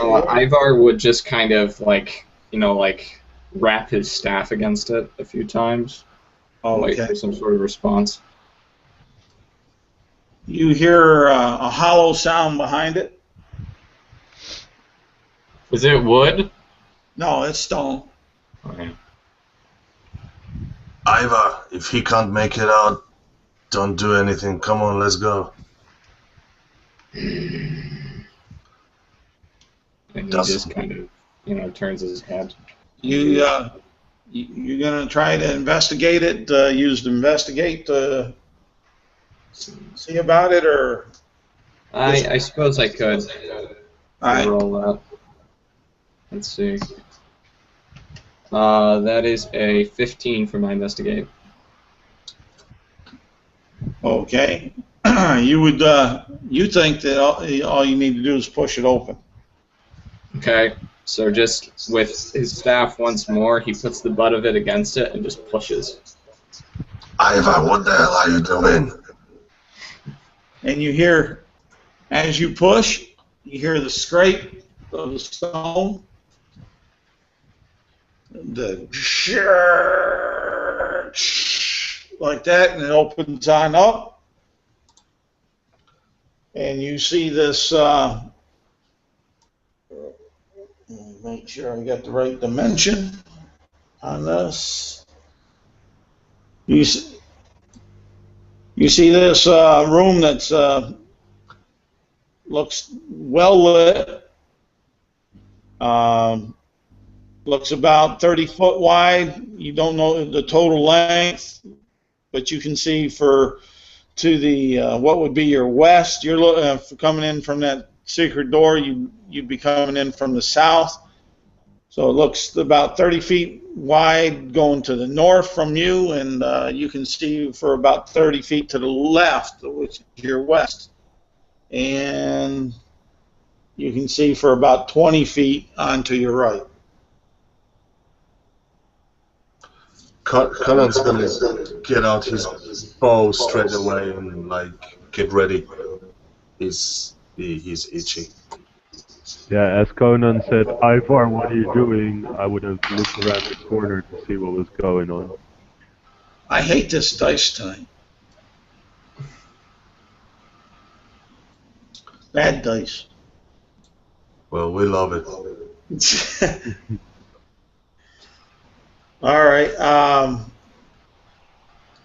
Peering in, do I see any enemies? Any signs of? Oh yeah. And now let's roll for some initiative. Oh, okay, maybe. Conan has this feeling of actually loosening this arrow against Ivar's back, but just for a moment. Okay. Ivar gets a 12 for initiative. Jerome gets a 7. 21 again for me. 7, Jerome. It's just because he's so paranoid, isn't it? Yeah, I'm a very skittish, quick-acting coward. Okay. My character is apparently out of it. It's just thinking about the scene. I'm zoned. I don't have my landlords yet. Ezreal, what you get for Nash? A beautiful 6. Didn't you just say Dice Stream is loving you? Oh, I did. I was being a little facetious on that, but Just hold on and listen to this. Crawl and Conan. So as Conan says, Ivar, what the hell are you doing? While picking up his bow, right? He slips on the vomit and lands on his bum and tries to gather himself up. 3. I put my initiative in Yeah, I the saw chat. it. 16. Yeah, I saw it, Dan. I looked over it. Thanks. Oh, I'm All still right. trying to pry the axe out of that guy's skull. It's stuck in there tight. Okay. So Jordan has the top of the initiative. Yes, I just And, saw. I just heard Conan saying, "Ivar, what are you doing?" And I peeked around the corner, so I see this door open, and I sort of get up and stand in the doorway from the room with all the puke in it and observe to see what's going to happen. Did you say that room was lit? Yes, well lit. Ah, okay.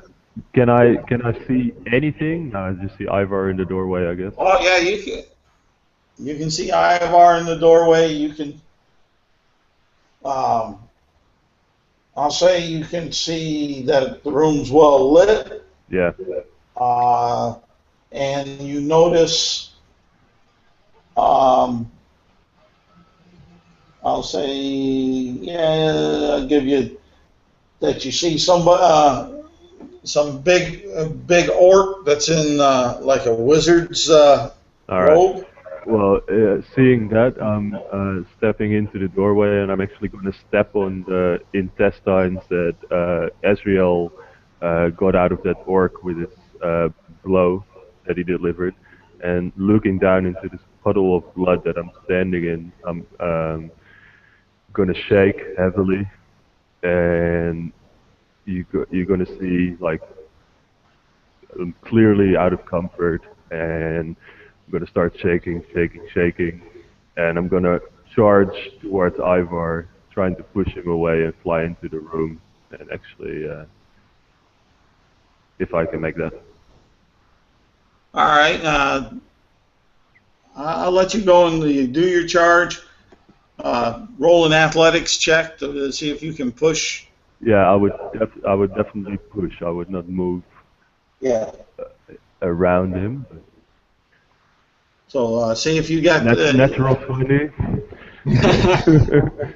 All right. Ivar must have been off balance or something while he was pushing, so you're able to push him off to the side and charge into the room. All right. You're standing in the middle of this room, and we'll hold you there for the moment. Okay, cool. Okay.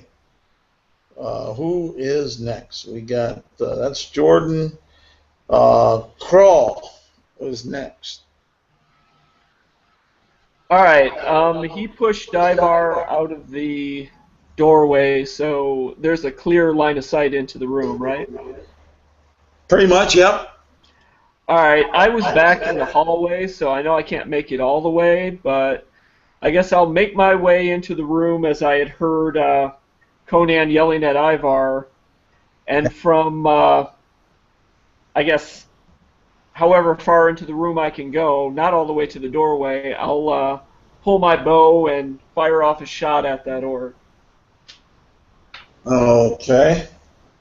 Roll to hit. That would be 23. Let's see if that'll hit. Because that might not. I didn't explicitly say it, but I hope that it was clear from my description that I was actually raging. So just throwing Yep, that. I figured. All right. Where is this guy? Because oh, there he is. Yeah, there's the mean nasty.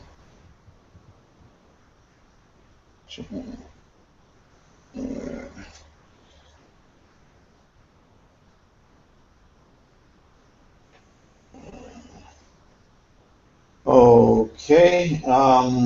Yeah, that'll hit. Cool. And that would be 7 damage. Okay. Doesn't seem to phase him at all. All right. Yeah. Okay. Let's see here. And you said 7 points of damage, so that's there. All right. After Crawl comes Ivar. Okay, so Ivar gets like pushed and he like stumbles into the room because I'm assuming that's the direction he would get shoved. That would be the easiest. And he like stumbles into the room and he's like scowls and draconic. And he looks and he sees this this adversary. Could you describe? Is it just one orc? At that point when it was being described, that's all that could be seen. Now that you're in the room, you will see that there is a total of 5, 6, 8 bodies there, 6 of which seem to be orc, and 2 of which seem to be null. I should have saved my fire breath. Okay. And these and they seem to be, other than the one in a wizard's robe, the others seem to be pretty well armored. Okay, well, the vibrating returns to Ivar's staff as the energy begins to pulsate, and it begins to form and intensify on the tip of it, and it launches off these 3 magical darts that all converge on this apparent orcish wizard or warlock or whatever he is. And that's going to do 3d4, and then there's going to be a plus 3, so 10 damage to that guy. Okay. And then he's going to try and back up against the wall. Okay. That's there. Get all their. Give me a second. I'll get all their stats written down so I can as far as hit points from here. And, let's see here.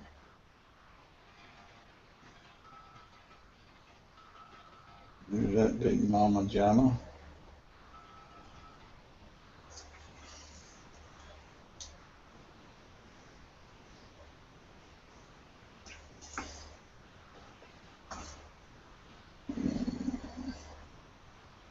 Let's see here.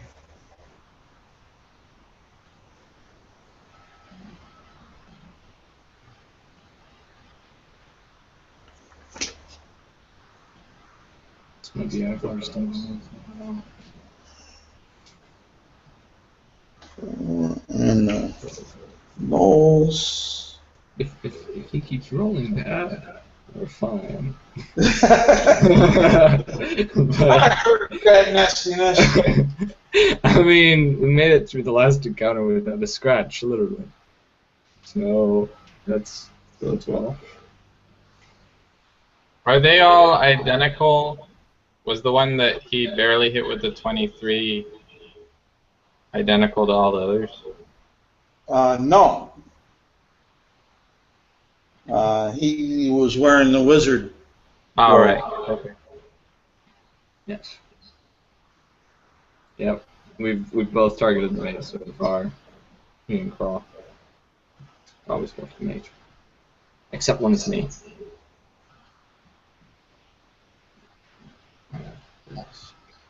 Yeah. Okay.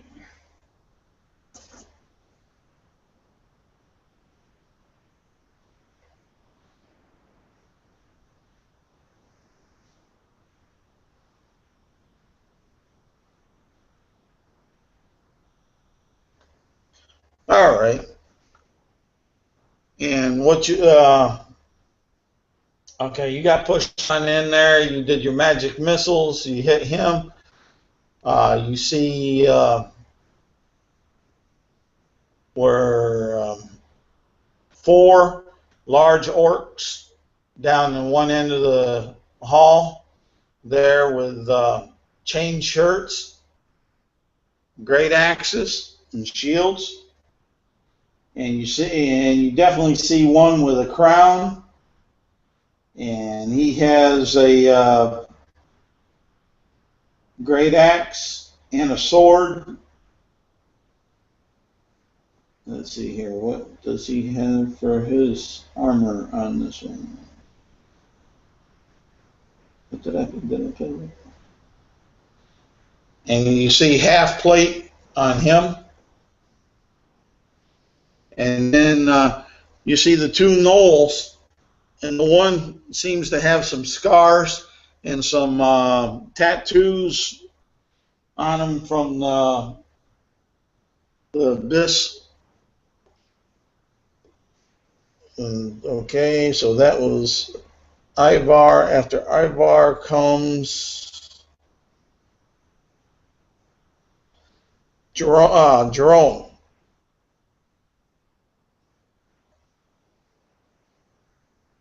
Jerome, you're muted. You're muted, Jerome.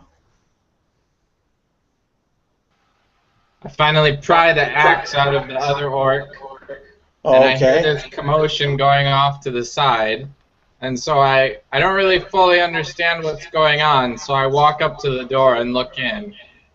Okay, and you see what I just described. Yep, and then I'm going to, and then he goes, well, okay, and then chucks the axe at the closest enemy. Well, that'd be the one in the wizard. Right. Roll the hit. Let's pray for another 20. Kill him. Shit. 13. Miss. Yep. All right. After Jerome is Ezreal. Yeah, if we're going back into the room again. I will look at the ones that are down. Is there a bow on the ground or on the wall along with some arrows? Nope. Nope. Okay, I will look down the hall where the one door was that I knew there was one thing, nothing coming down from there. Yep. I have no range ability, so what I'm going to do is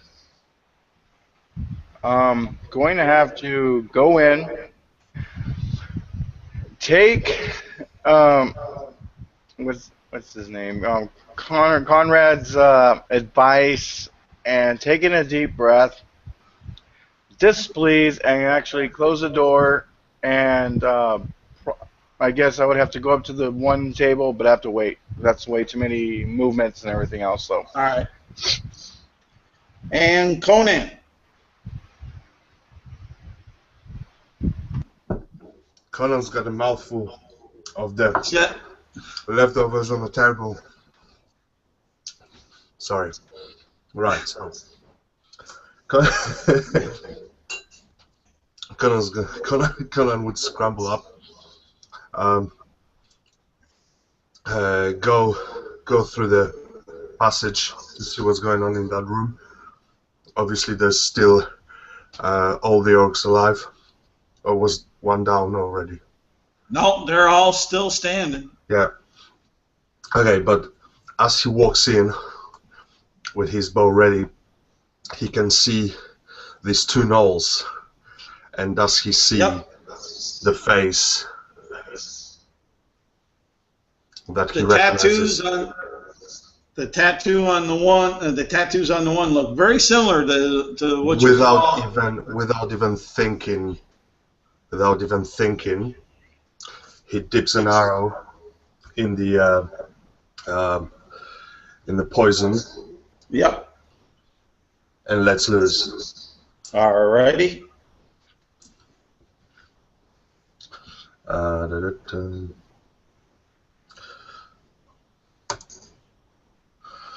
So just to make sure he's focusing on this, so he's gonna definitely use his training for this. And before you save this hit, he would definitely, use his all his abilities. Yep. So that's going to be 18 plus 5, 23 to hit. Well, that hit. Precision shot. Yep. So he can see the tattooed face of the gnoll he hates. There's a lot of hate in Conan against this one. And he loosens the arrow, focuses on this, he keeps his nerves. And the arrow goes exactly into the gnoll's shoulder, but Conan doesn't really care because he knows that there's a poison there. And the gnoll stands still. Cannot move. I hope. You hear a howl from the gnoll. How much damage did you do? Oh, right. Let's see. It's going to be plus 2. 8. Okay. But I'm more interested in the poison than anything else. It looks like the poison's not doing much. Damn it. At least my dice are rolling for me on one time. Fair enough. Seeing this, Conan takes out another arrow, dips it in the poison, and loosens. Okay. Give me 1 sec. Let me roll to hit.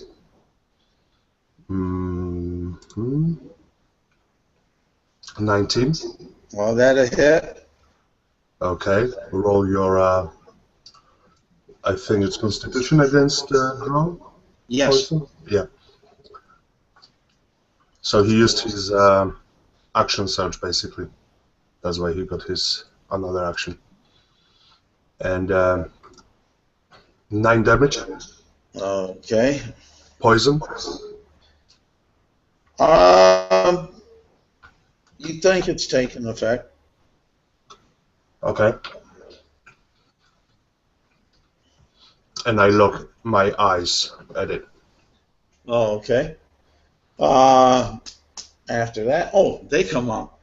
Great.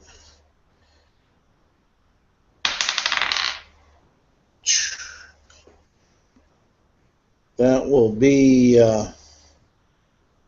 from there. The one gnoll will shoot back at you. And let's see here. I think that hit you. Yeah, I think it just hit you, 16. Okay.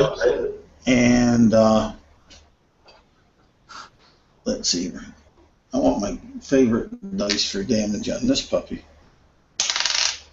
Yeah. You'll take 8 points of damage. Okay, hold on there. Because Conan is gonna... He's so focused on this one that he's not getting it away, so he uses his agility to try and deflect this arrow as much as he can. Okay. I'm gonna expend another superiority dice for parry. Okay. So that's gonna be so I negate 3 damage from out of it, so 5 in total. Yeah, I take. All right. Okay. And you'll notice that the 4 other orcs that are there are moving forward to you, and sorry, I'll stop you there. I really apologize. I cannot do it. It's only melee attack I can negate with parry. I apologize. Sorry. okay. No, I take 8.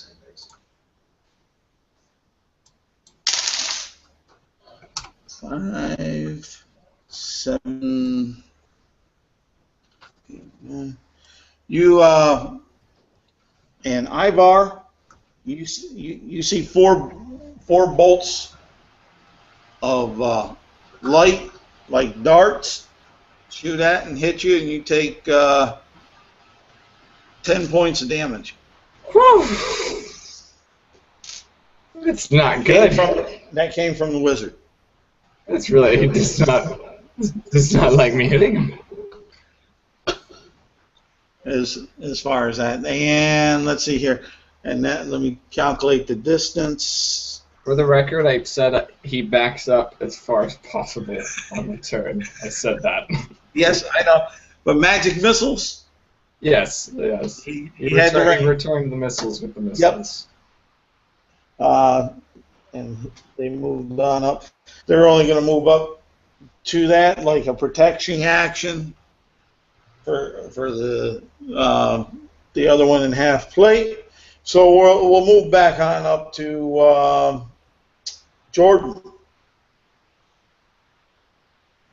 Yes, I would be in fury and make a reckless attack on the closest body near me. Okay. And just charge in on it. So I roll with advantage, but that means you get advantage on rolls against me this turn as well. Okay. So I'm storming with my sickle behind my back, and I would have... Who's closest to me, actually? The wizard. Okay, I would have a... not very good. A 12. A 12 on the wizard does not hit, I believe. Nah. But let me check and see. Down. Where are you?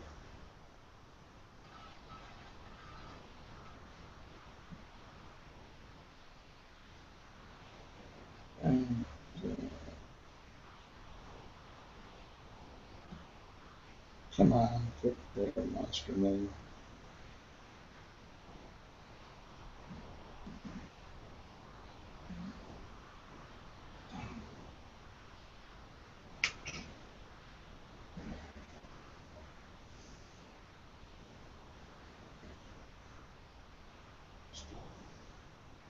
Okay, you said 12, right? Yes. Yeah, that didn't hit.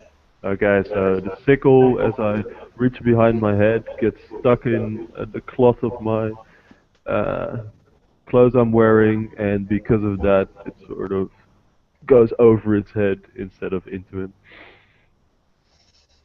Okay, and that will put up Crawl. All right. From inside the adjoining room, looking through the doorway, can I still just see the wizard? Yes. All right. I'll start by taking another shot with my bow. Okay. My short bow. All right. And that will be a 25. That will hit. And that would be 7 damage. All right. And then... He laughs. I bet he does. And then I'll use my bonus action to cast Hunter's Mark on him. Okay. Which won't really do anything this turn, but if I melee attack him, it will. Okay. And then I guess I'll move up towards the doorway, but move, like, still inside the room I'm in. I'll move up to the side so I have full cover. All right. Ivar, your go. Okay, so almost knocked over by this onslaught of force. He, takes a few steps backward, and then, his fourth step backward, he steels himself, and he looks up with this animalistic rage within his eyes. The heat beneath his scales is still there. And he's going to just launch another magic missile off at this mage. Okay. Just dare challenge his magical prowess. Which is Okay. That's all 4s. Okay. So that's going to be 12 plus 3, 15 damage on that guy, on the wizard. Okay. Nice. That's an animalistic rage, alright. Yeah, that's just Ivar. Yep. Ivar's pride. All right. After Ivar goes Jerome. Okay, does this wizard look particularly strong? He looks strong enough. He's still standing after all the damage that you guys have put on him. But does he? He looks a little worse for the wear, but I mean, does he look like he could bench a lot? he turns the heads of a lot of female orcs. They think Okay. beefcake. I was gonna try to shove him, but I don't know. All right. And then Conan, how are you doing for health? Conan can't hear you. Conan is in Oh, okay. rage against All right. the Knoll. He doesn't like you don't know. You wouldn't know. Sorry. Okay. I'm just gonna. Oh, let's see. Okay, I'm gonna cast Cure Wound. I'm gonna walk up and cast Cure Wounds on Ivor, and that will be my turn. Okay. Oh, nice. I thought it was a 1d8. Oh, is it with D8? Yeah. Oops. It's 1d8 plus, I think, your wisdom You modifier. might not want to re-roll that. Take 10. Okay. that brings me up to full anyway. All right. Thanks. Ezreal. Oh. Can I position myself between the wizard and Ivar too? Yeah, if you want to. Alright. Looking at the table, I see one of the battle axes, hand axes, that was either thrown or tossed or had by the orcs, and I'm actually going to grab one of those instead and go back to the door and actually place it under the bottom of the door to actually make it really hard for anybody to push the door in. All right. And I mean, I really can't get into the corridor with all those people there, so there's not much I can do, and I don't have a ranged weapon. Okay. So that would be it. I'll just be fortifying that main door so no one can come the back way towards us. All right. Conan.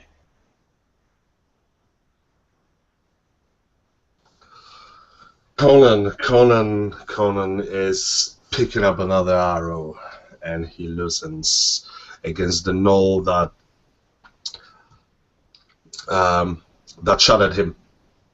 Okay. He's not letting this one go. Hopefully, let's see. Ooh, and he definitely hits. Come on.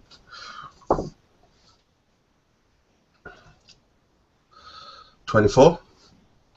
What, the hit or Yeah. damage? No, to hit. Oh, that hits. 6 damage. Okay. Since the other one seems to be locked in place. Conrad, are you aware that we're looking at your character sheet instead of at you? Yeah, I did this for dice streaming. That's all right. I'm using the Roll20.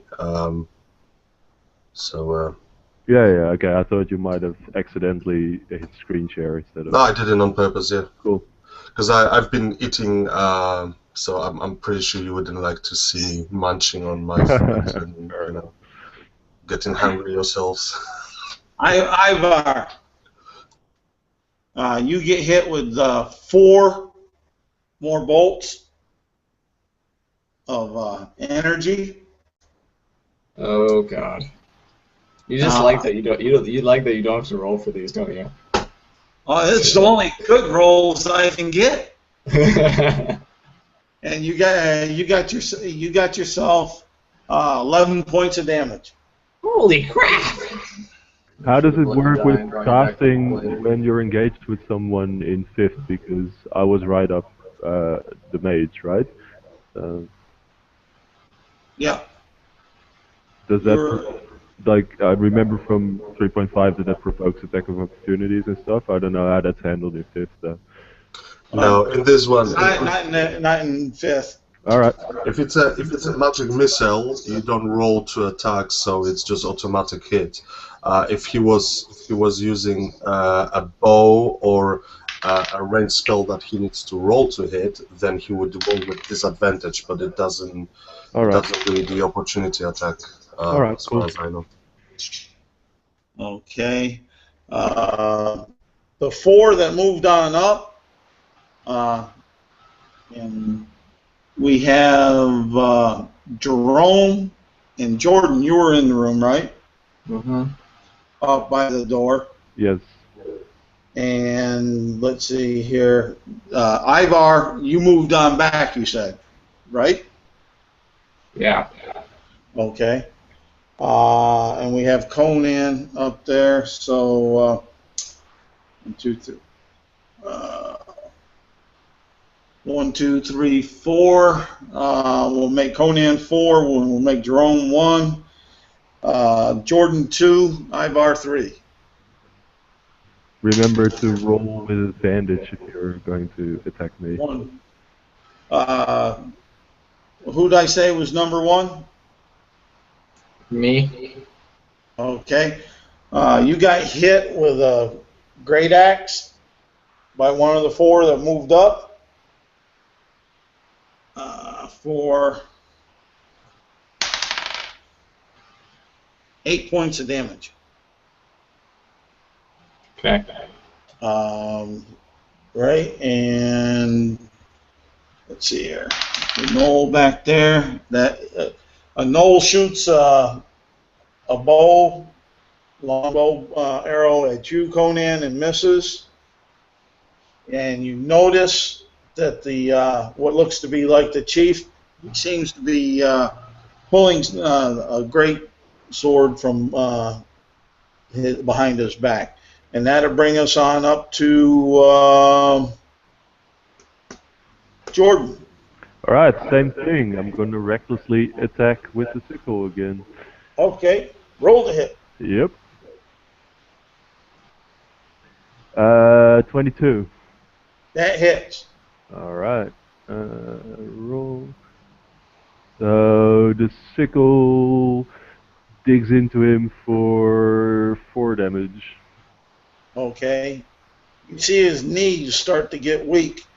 Okay, so I imagine, like, after swinging over his head, I would bring back a backhanded hit into his side, and I would scream while I do it. Ah! Okay. Crawl. All right. I'm not sure how this works, so you might have to help me out real quick. I had my short bow. What does it cost to put away my short bow and draw my 2 swords? Would that be like action or a bonus action or? It'd be an action. All right. I guess I'll kind of step away from full cover and look into the room just to see where the orcs and gnolls are positioned. And you see them. So are they all like on the west side except for the wizard who's in line with the door? They're on the east side. You up on the wizard's right in front of the door, up lateral across from you, and you have 4 orcs in chain mail shirts up just a little bit off from the door on the east side. And let's see here, you got all the way down on the east side about 30 feet. You have a larger orc with half plate rather, and 2 gnolls. And one knoll doesn't seem to be moving much. All right, so they're all on the east side. What if I were to set my bow down and just draw a weapon? What would that cost? Would that still be a full action? No, that's not a full action. It doesn't cost you nothing to drop a drop weapon. All right. I guess I'll drop my short bow and whatever arrows I had in hand. Draw one of my short swords because I guess I can't get both out at the moment. And if I can, I'd like to try to squeeze into the room on the west side of the mage and try to strike him. I'll go ahead and give you that. Go ahead and strike him. Roll the hit. All right. That would be 16. That a hit? All right. And rolling for damage. That would be 10 damage. Okay, describe his demise. So I see how he's been pestering Ivar and how he's distracted with Jordan and his sickle because he's raging on him. So I kind of drop my bow and my arrows and slip into the room while he's facing the other direction and just kind of stab into his robe and up his robe and just kind of take out his spine. Okay. After that, that's Ivar.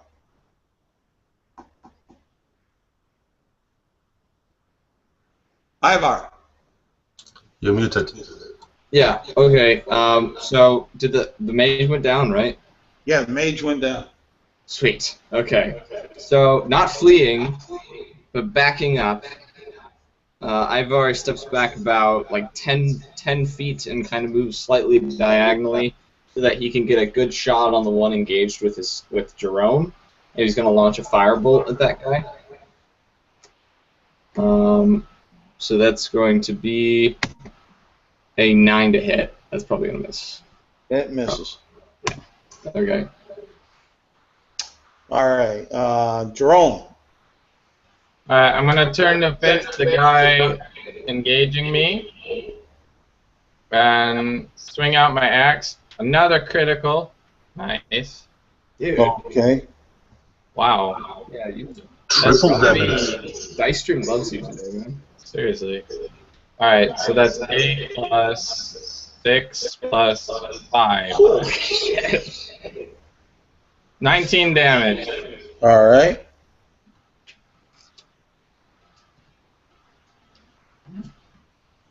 And that brings us to Ezra.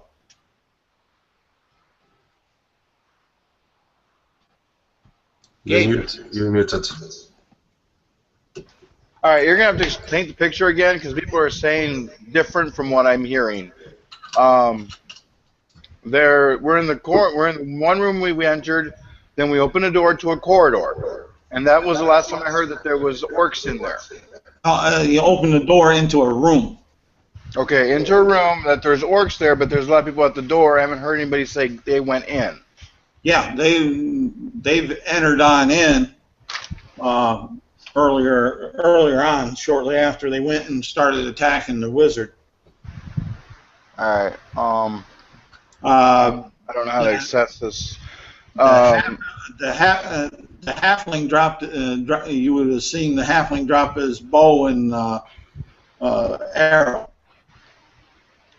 All right, so I move up to grab the bow and an arrow. Yeah, it's a short bow. From the place, what do I see? From that spot, who do I see? You'd see 4 orcs. Well, I can see 4 orcs. And chainmail, 10 feet away from the doorway, the secret doorway you went on in to the west. Another 10. Get my eyesight situated here. No worries. I'll see. So the first of those orcs is what my target's going to be. So Okay. how is the lighting in the main room again? It's very well lit. Okay, what is actually lighting it up? The torch? You have sconces with a light source on them, and there's no flame, no smoke, no heat. Okay. I'm gonna actually go with one of the sconces because I don't like having light around me if I'm gonna be doing what I gotta do. And I'm going to throw it into that corridor, lighting that room up more. All right. And then my bonus action will be right where the sconce was, is to hide. All right. Conan. Yes. How far away is that knoll? That knoll is about 30 feet away from you. And you have to go through that line of orcs to get to them. I'm going to pull up an arrow. I've got 5 arrows with like material scraps. Yep. Who's holding? There was no one holding a torch. Oh damn it! I thought there was someone holding a torch. No, scratch that. If there's no torch, he's gonna pull out the arrow and just shoot at that knoll. He wants to get rid of him. All right. For sure. Good soul. And he's going to hold on. Which knoll are you shooting at, Conrad? Well, the one that is moving. The other one is not moving. So I don't take him as a threat now, since he's stationary. I know that the poison is gonna keep him like this for a while. Should at least. And I'm gonna. Am I? It's only 10, so it's gonna miss this time. All right. So the arrow basically goes, but it bounces off the wall. Okay, and we got about the same, so we'll use the same order on the 4. And whoever was number 2, you are missed. This is Ivar, number 1. 16 hit you, Ivar? Oh, damn. Jerome's number 1. I'm number 1, and I have 18 Jerome's HP. number 1? Okay. Yeah. 16 hit you, Jerome? It's a miss. Okay. And let's see. Whoever's number 2 is getting struck on by the other, and that's a miss. And let's see who's the 4th one. Number 4, that's Conan, right? Correct. And that's a miss. He just missed you. In fact, he kind of dinged you. It was a 15. The one knoll will shoot at you and miss. And the what looks to be the chief will, with his great sword, take a 5-foot step forward and stay and ready his action. So that brings us up to Jordan, rather.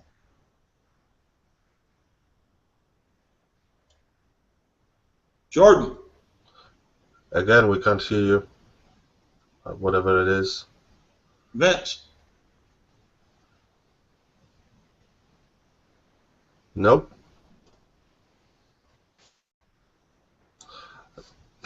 He just logged out, and he's gonna log in again in a sec.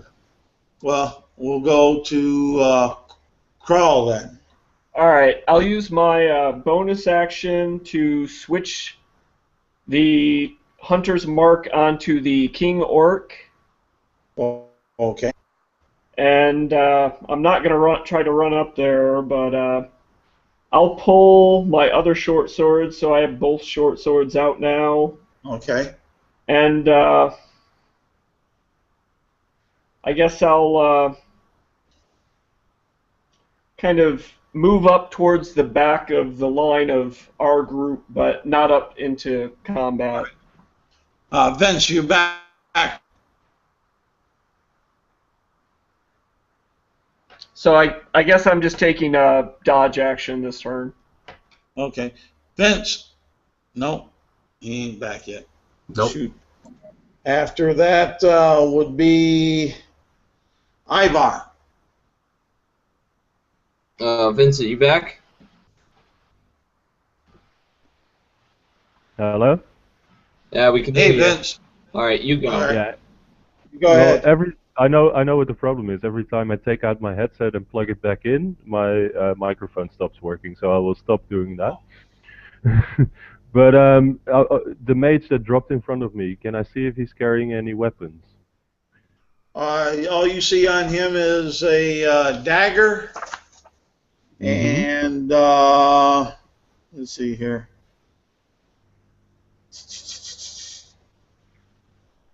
Yep, just a dagger.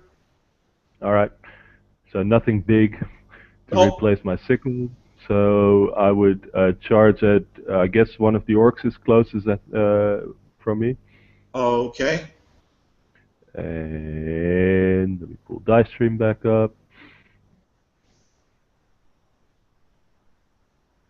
There we go. Reckless attack again. And 2 7s, so it'll be a 10. All right, that miss. All right. Ivar? Okay. There's still one engaged with Jerome, correct? Yes. Okay. He's going to. You see the flames once more as he launches another firebolt from his mouth. Which is going to be 16 to hit. 16 to hit will hit. Okay. It's going to do 6 damage to him. All right.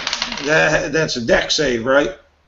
No. This is a firebolt, not a. Fire. Okay. Sorry, sorry if I confused you. I was trying to flavor it up a bit. No, that's fine. And what was the damage? 6. 6. Okay, then bring that up to. All right. From Ivar goes Jerome. Okay, I'm going to swing again. It is now burning ahead. 19. Is that a hit? Okay. 5 damage. Okay. All right. And from there, it goes to Israel. All right, and let's see. I believe we're concentrating hitting. So what I'm going to do is I'm going to hit the exact same one that that Ivar has just hit. Okay. And let's see what happens. All right, that's actually going to hit. So 17 plus the 6 is 23 to hit. All right. And that's going to be 15 points of damage with the short bow. Okay. And then the bonus action then is... Describe how he meets his demise. Alright. As I'm throwing in the torch, I could see it bouncing off of the one orc and basically hitting another one in the side of the face. With the distraction of quickly, I can actually do a bow. And the fire that was on the head actually ignites the one bow as it's going in and impaling it in an eye socket and basically burning the inside of the cut. And it basically just drops backwards as if it was stoned and just drops straight backwards. Okay. And Conan. Conan keeps on shooting at the knoll.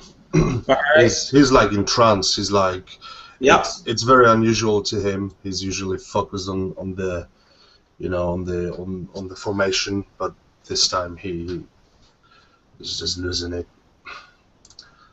All right. 20, but not natural. All right, that hits. 9 damage. Okay, let's see here. And as he shoots it... Describe its demise. Okay. So, so with all this hatred, he pulls that one last arrow. He aims it really well, and the arrow... He almost thinks to shoot it at the one that's sleeping. He wants that one dead, but he's like, no, this is more important, and he loosens it, and the arrow goes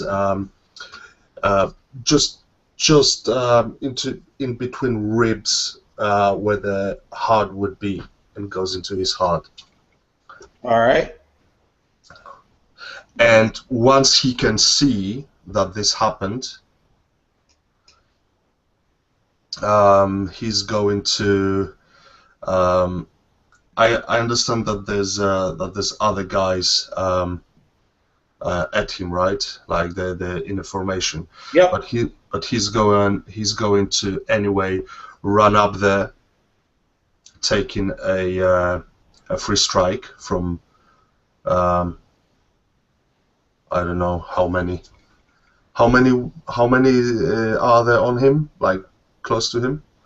There's 3 of the 4 that are left up in a line. But how many would be able to hit him? The only one's going to take a strike of opportunity. Okay. Yep. And would miss. And so he's, as I said, Conan would walk over to the sleeping Noel, and with a grin on his face, slitting his throat while he's sleeping with the dagger. Oh, okay. Sweet. And okay, with that, it brings up the monsters.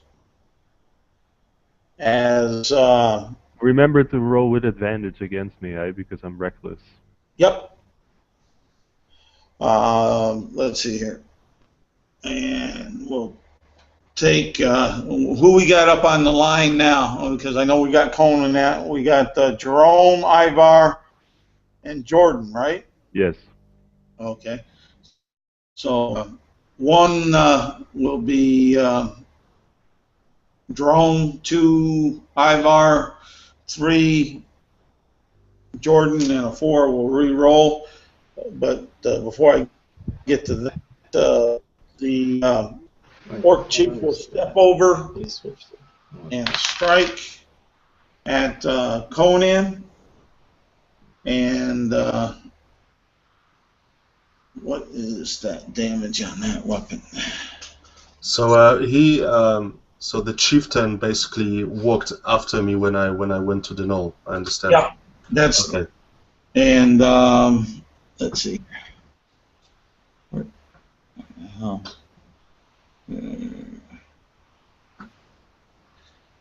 And he'll hit you for 12 points of damage. And as he does it, Conan is gonna, while still holding that dagger, he's gonna try and get as much of the impact off him. Yep. Rolling 1d8 of the superiority die for parry, because that's melee now. Yep. So 5 less, so it's gonna be on 7 damage. Oh, okay. And number 3, from up on the line, whoever that is, does an 18 hit. 19, yes. 18, I said. 18 also. Okay. And that will be 11 points of damage. Okay, I halved that because I'm raging, so 6 or 5, 6, huh? Yeah. Okay. And that brings us up to you. Yeah, well, I'm gonna... Furious with the injury I just took, just gonna let out another scream and once again recklessly attack it. Okay. Wow. No, missing again. That's a 10. So as I take the damage, I can't quite focus on getting the hit in. So I swing past him.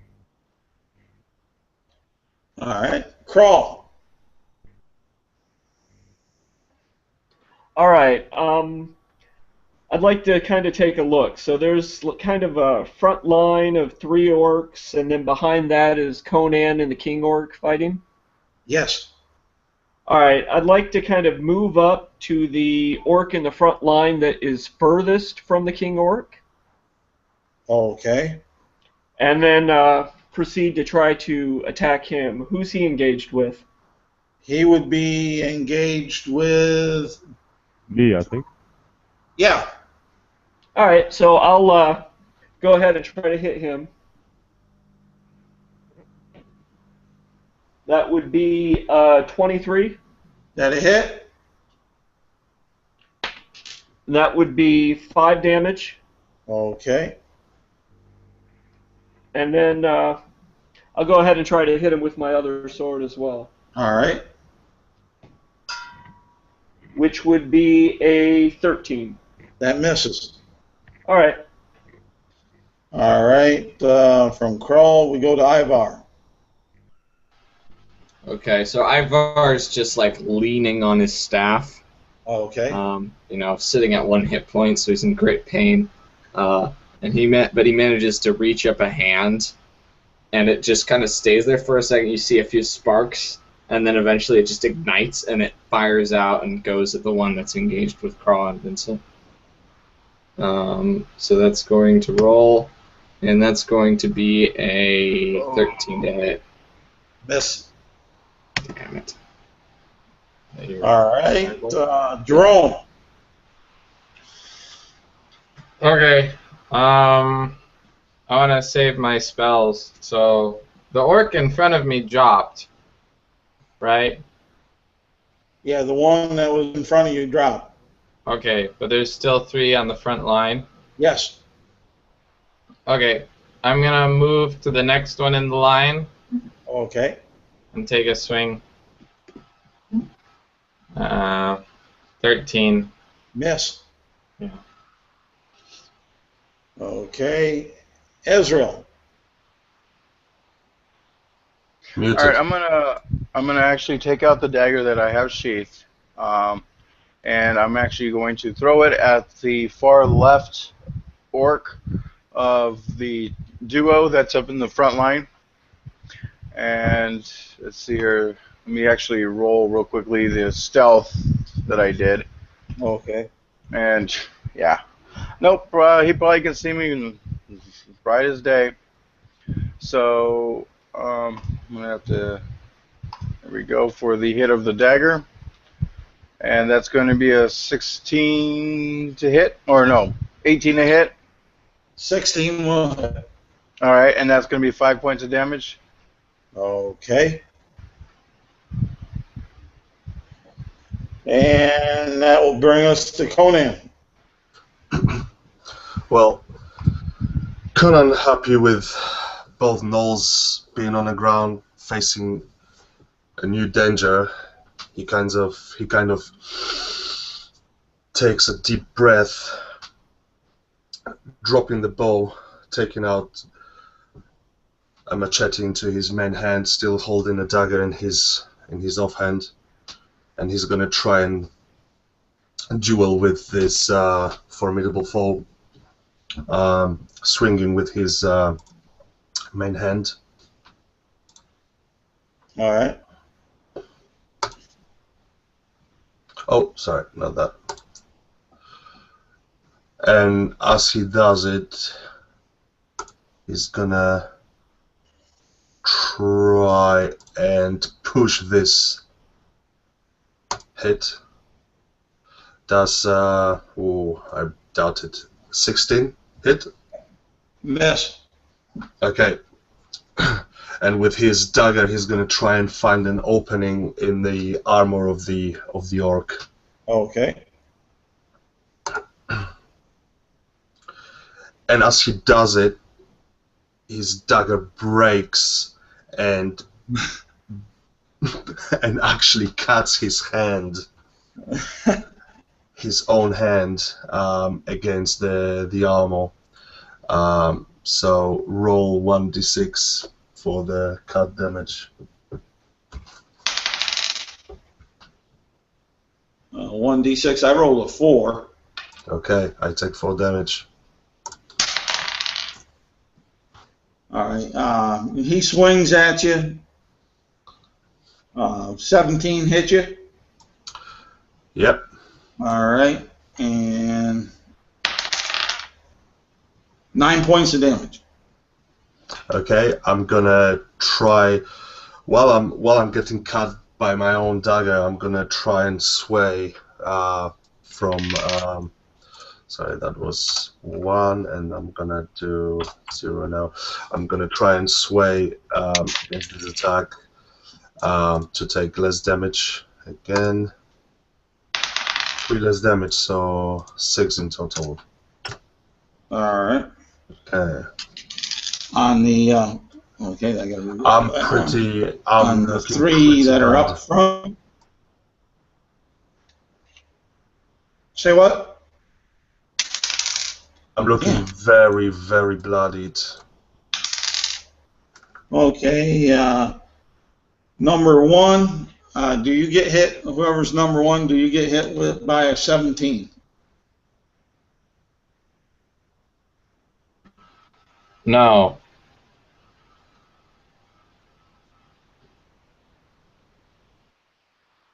Uh-oh. Is he frozen?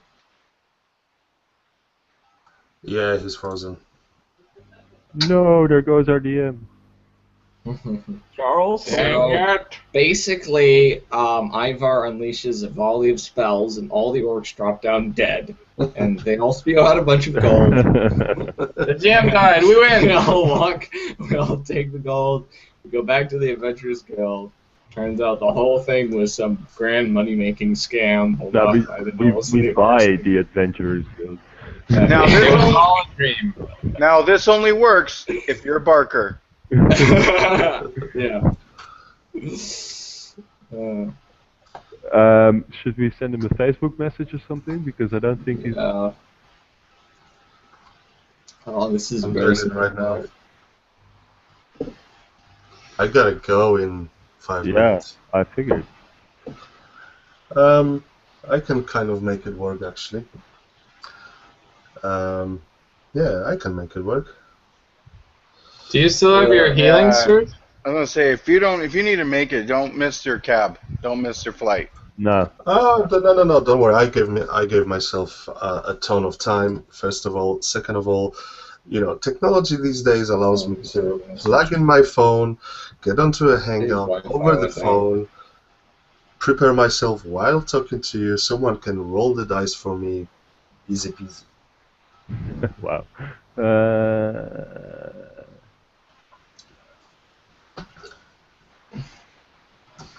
Might be better just to, like, pick it up again.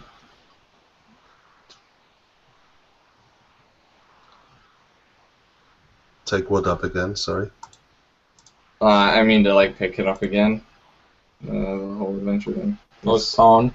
Yeah, because this is, yeah, I think his Wi-Fi's down because he was experiencing trouble earlier. Yeah. Well, right?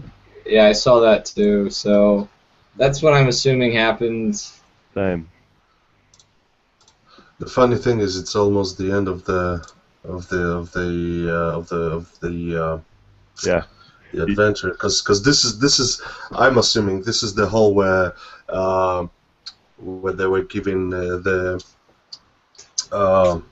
what was it? The Dark Queen or whatever. Yeah, Well, the if gnome either- was supposed to have some kind of what was it? Celebration, right? Yeah. Yeah, Yeah. if he's the Orc Chief or the Orc King, we're pretty much there. There was the Queen, right? Somewhere as well. I think it's the queen that is attacking me. I don't know, man. Or the queen is the wizard one that you just dropped. Ah, now he's actually dropped. But he would be the go-between, so... Yeah. Well, maybe the queen is helpless, or maybe that's like a whole nother fight. It seems crazy if that was a whole nother fight, though. This has to be the boss. Yeah. I don't think the queen was in this dungeon to begin with. I think she was Yeah, she further sent off messages, beyond. right? Yeah. Your princess is in another castle. Oh gosh. Well, you might like her. You're an Alfork. Hmm. Do not offend us, please. Yes, brothers. We like them green and hairy. Well, he saw the Facebook message, so he must have some sort of connection. Right. Well, That's he's got a encouraging. connection over his phone, that's for sure. Yeah.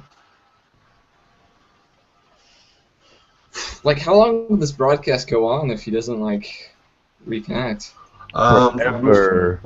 We would have to completely disconnect. About 5 minutes. It's gonna go out. Oh, Gonna be really? like an Okay. 8-hour broadcast. Well, the last one nearly was. No, since he was the primary one, and basically 5 minutes after he leaves, it'll stop being live. Right. Okay. Good to know. I didn't know that. Oh, he's typing on the Facebook. There we go. He's alive. This is going to turn into a text-based RPG now. So he's rebooting. We just finish up over like Facebook Messenger. Yeah. Should we just type to him that it's okay, Charles? You don't have to. We cleared the we cleared the room. We can roll this video. Move on. He's rebooting, he said in the chat.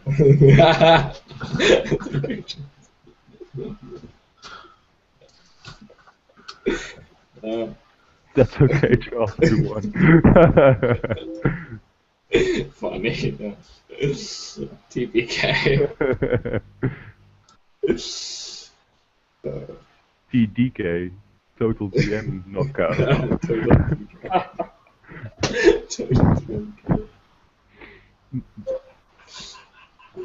Oh gosh, this has never happened to me before. No, same. But then again, I only played 3 games, so. Yeah. Oh, it happened to me, but just for a moment. Yeah. So Conan is soloing the Orc Chief, and the rest of us are taking care of his light work. Yes. Conan, I can't Conan is- exactly say I'm taking care of it, though. I didn't really hit anything. Yeah, if you guys can make more room, I can probably get through you guys. It's kind of hard to get through a door when you guys are There's all right plenty there. of- We're not in the door. No, No, we're not in the door. We're like And in how a am I 30 shooting foot. from the other room then if the guys aren't at the door? I don't understand now. Wow. I have no idea. Because we're it's in like a theater big of the 30 foot mind. well-lit room. no, we actually walked into that room. I don't know why you're saying. I charged it. Well, the reason why is Yeah. I didn't hear the words you walked in the room, and I was trying to pay attention. I have it written down here how you guys maneuvered, and I'm like, it's completely different from what you guys are saying, and I'm like, wow, okay. It is confusing. It does get a little bit hard when you don't have a map. But when I basically said that I was actually walking into the room to shoot the arrow at the knoll. I assumed at least that I'm about 5 feet away from the door into that room. Yeah, and I took it as there was 5 orcs right at the door, so it was like there's no way for you to really get through the doors. No. They couldn't be because when we got in, they were actually, and it was Charles even saying that we actually went away to pick up their weapons. Mm-hmm. Keep in mind you can move through an ally's space as long as you don't end your turn there. Yeah, I understand or you that. could just roll a natural 20 on pushing someone aside. And that's why I Yeah. I was like, I could roll back, but I don't think that would help at all. So I was just like, Ivar stumbles into the room. He's going to yell at you later. Yeah, I can imagine. No, Charles definitely said that they